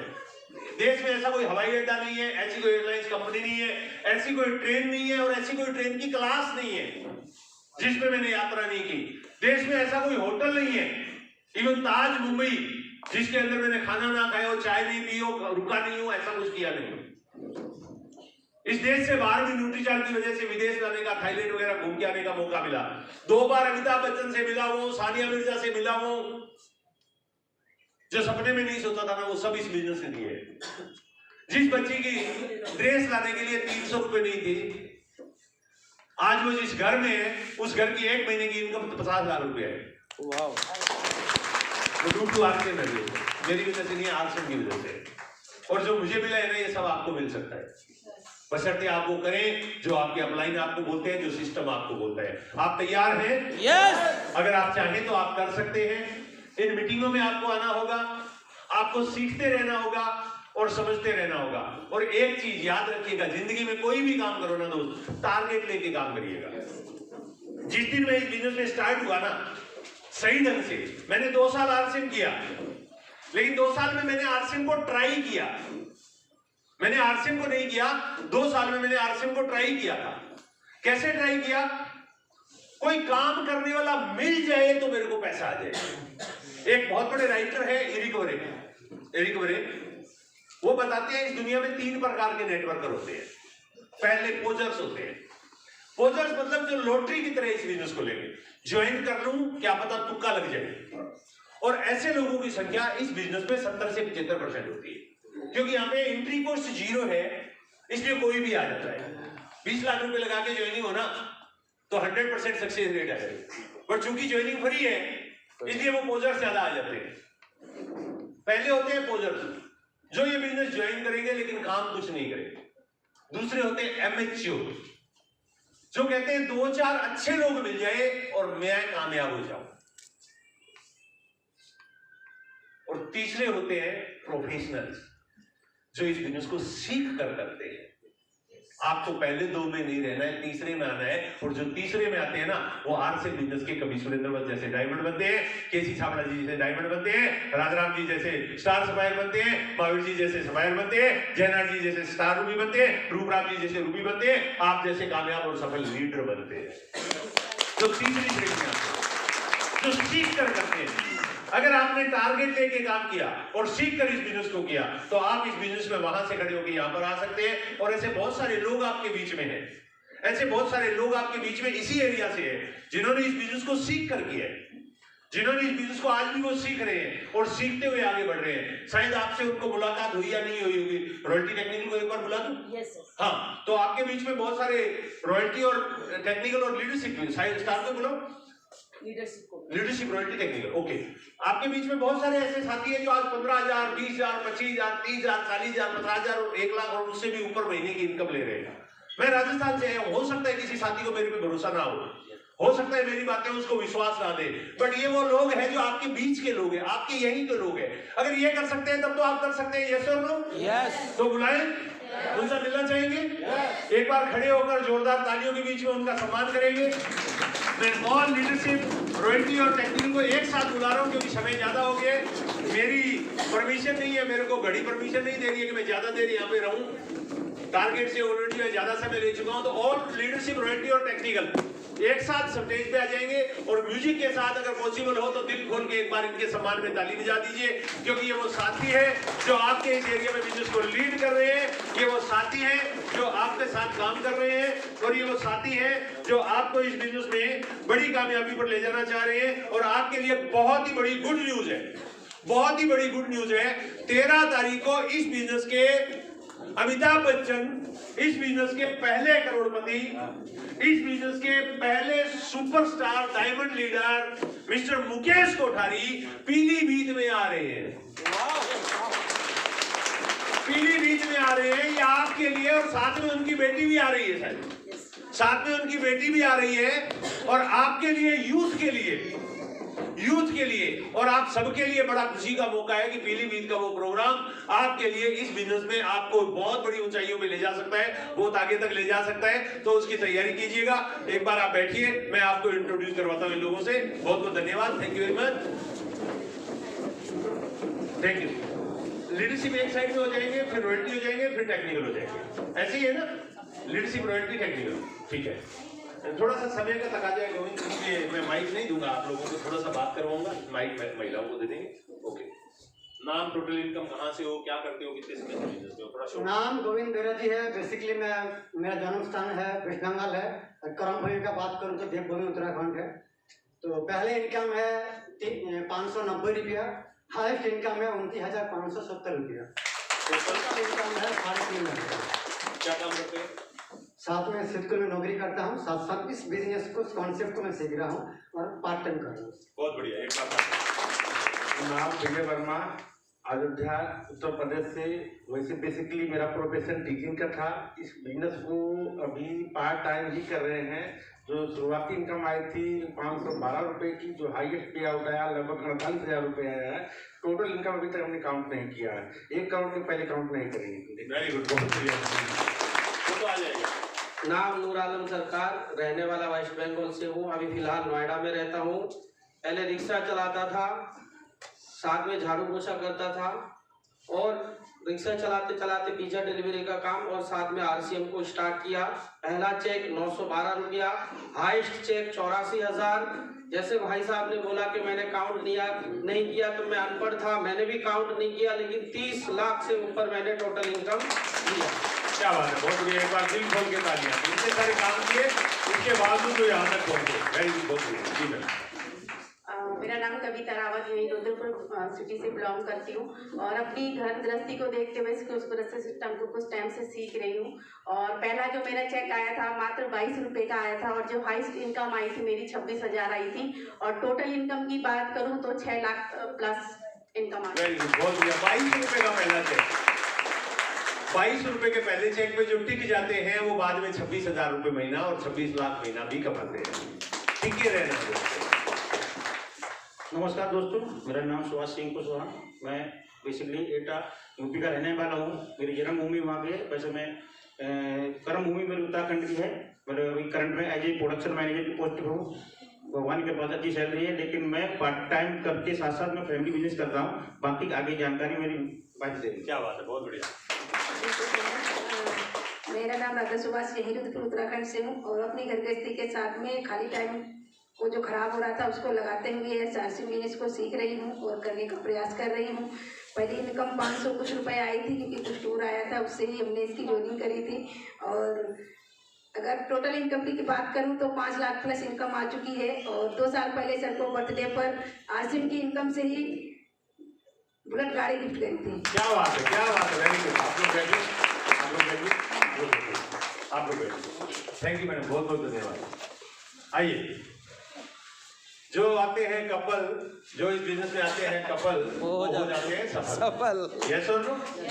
ये वो सफल कपल है जिन्होंने एक रिच लाइफ होते हुए, एक अच्छी लाइफ होते हुए, एक अच्छा रेपुटेटेड बिजनेस, एक रेपुटेटेड प्रोफेशन में होते हुए इस बिजनेस को इन्होंने समझा। क्योंकि आज से बिजनेस की सबसे बड़ी तकलीफ ये है, समझ में नहीं आता है। इस बिजनेस के साथ एक तकलीफ है, ये समझ में नहीं आता है। तो ये समझ में नहीं आता है, और अगर समझ में आता है तो फिर वो आदमी समझ में नहीं आता है। राइट सर, कि भाई अब इसको रोके कैसे। क्योंकि जब तक समझ में आता नहीं है तब तक चलता नहीं है, और समझ में आ जाए तब आदमी रुकता नहीं है। Right sir. ये वो कपल है जिनको ये बिजनेस समझ में आया। मैं दावे के साथ कहता हूं इनके लेवल का कोई भी आदमी होगा ना, आज समझ में आ रहा होगा आपसे। आज तो बड़े बड़े अधिकारियों को भी समझ में आ रहा है, बड़े बड़े प्रोफेसर को भी समझ में आ रहा है, बड़े बड़े बिजनेसमैन को भी समझ में आ रहा है।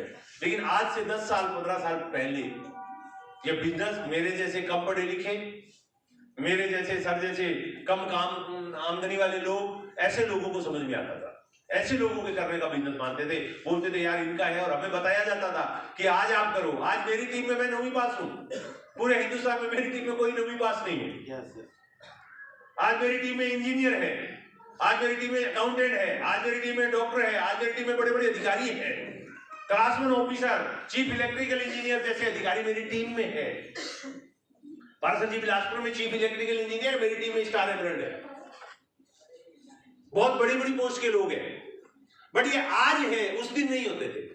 बट इनको ये समझ में आया, और समझ में आया, इन्होंने किया ही नहीं बल्कि बहुत सफलतापूर्वक तरीके से किया, और आज आपके रुद्रपुर का एक सबसे सफल कपल इस बिजनेस का आपके सामने खड़ा है। मैं चाहूंगा दिल खोल के इनके लिए ताली हो जाए, और मैं माइक पहले नरेंद्र सर को दूंगा, फिर मैडम को दूंगा, क्योंकि कहते हैं कि लेडीज फर्स्ट, लेकिन यहाँ मामला उल्टा है, यहाँ जेंट्स फर्स्ट। कुछ होना चाहिए ना।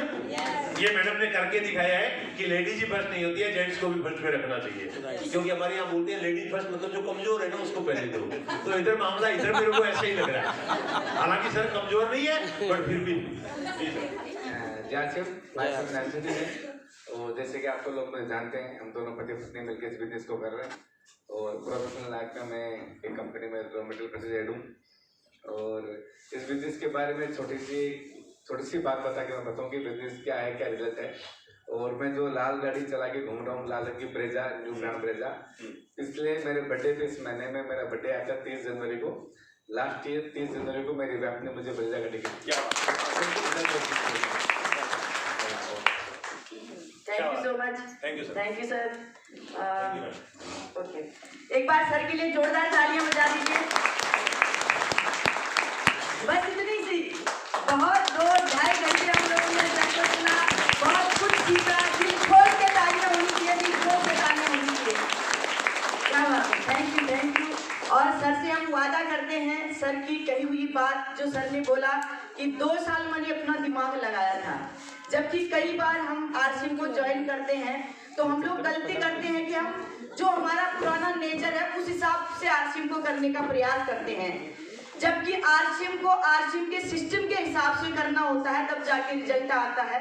तो हमने सर से सबसे बड़ी सीख एक ली कि हमको आरसीएम के सिस्टम के हिसाब से चलना होगा, तभी जाके हमारे पास रिजल्ट आएगा। यस। और सर को वादा करते हैं कि इस प्रोग्राम के बाद हम अब रुद्रपुर में आरसीएम का सैलाब खड़ा करेंगे और बड़ी बड़ी पिनों की झड़ी लगाएंगे। कर सकते हैं?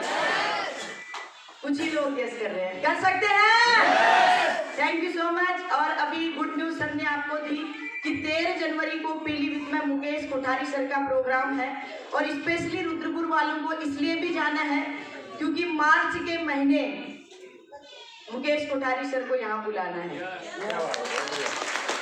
तो हम सब लोग बस बुक कर रहे हैं यहाँ से, तो जितनी ज्यादा, भले वो किसी भी टीम से हैं, मेरे से संपर्क कर लीजिएगा।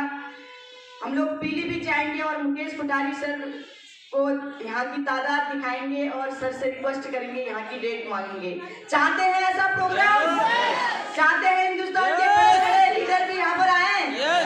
Thank you, thank you. और सर ने जैसे बताया था, मेरी भी पहली इनकम 512 रुपये थी और अभी 40 लाख प्लस की इनकम ले चुकी हूँ। लेकिन इसके अलावा ऐसी चीजें मुझे मिली हैं जिसको शायद पैसे से भी नहीं इंसान खरीद सकता है। बहुत बड़ी सोच पैदा करी आरसीएम की वजह से।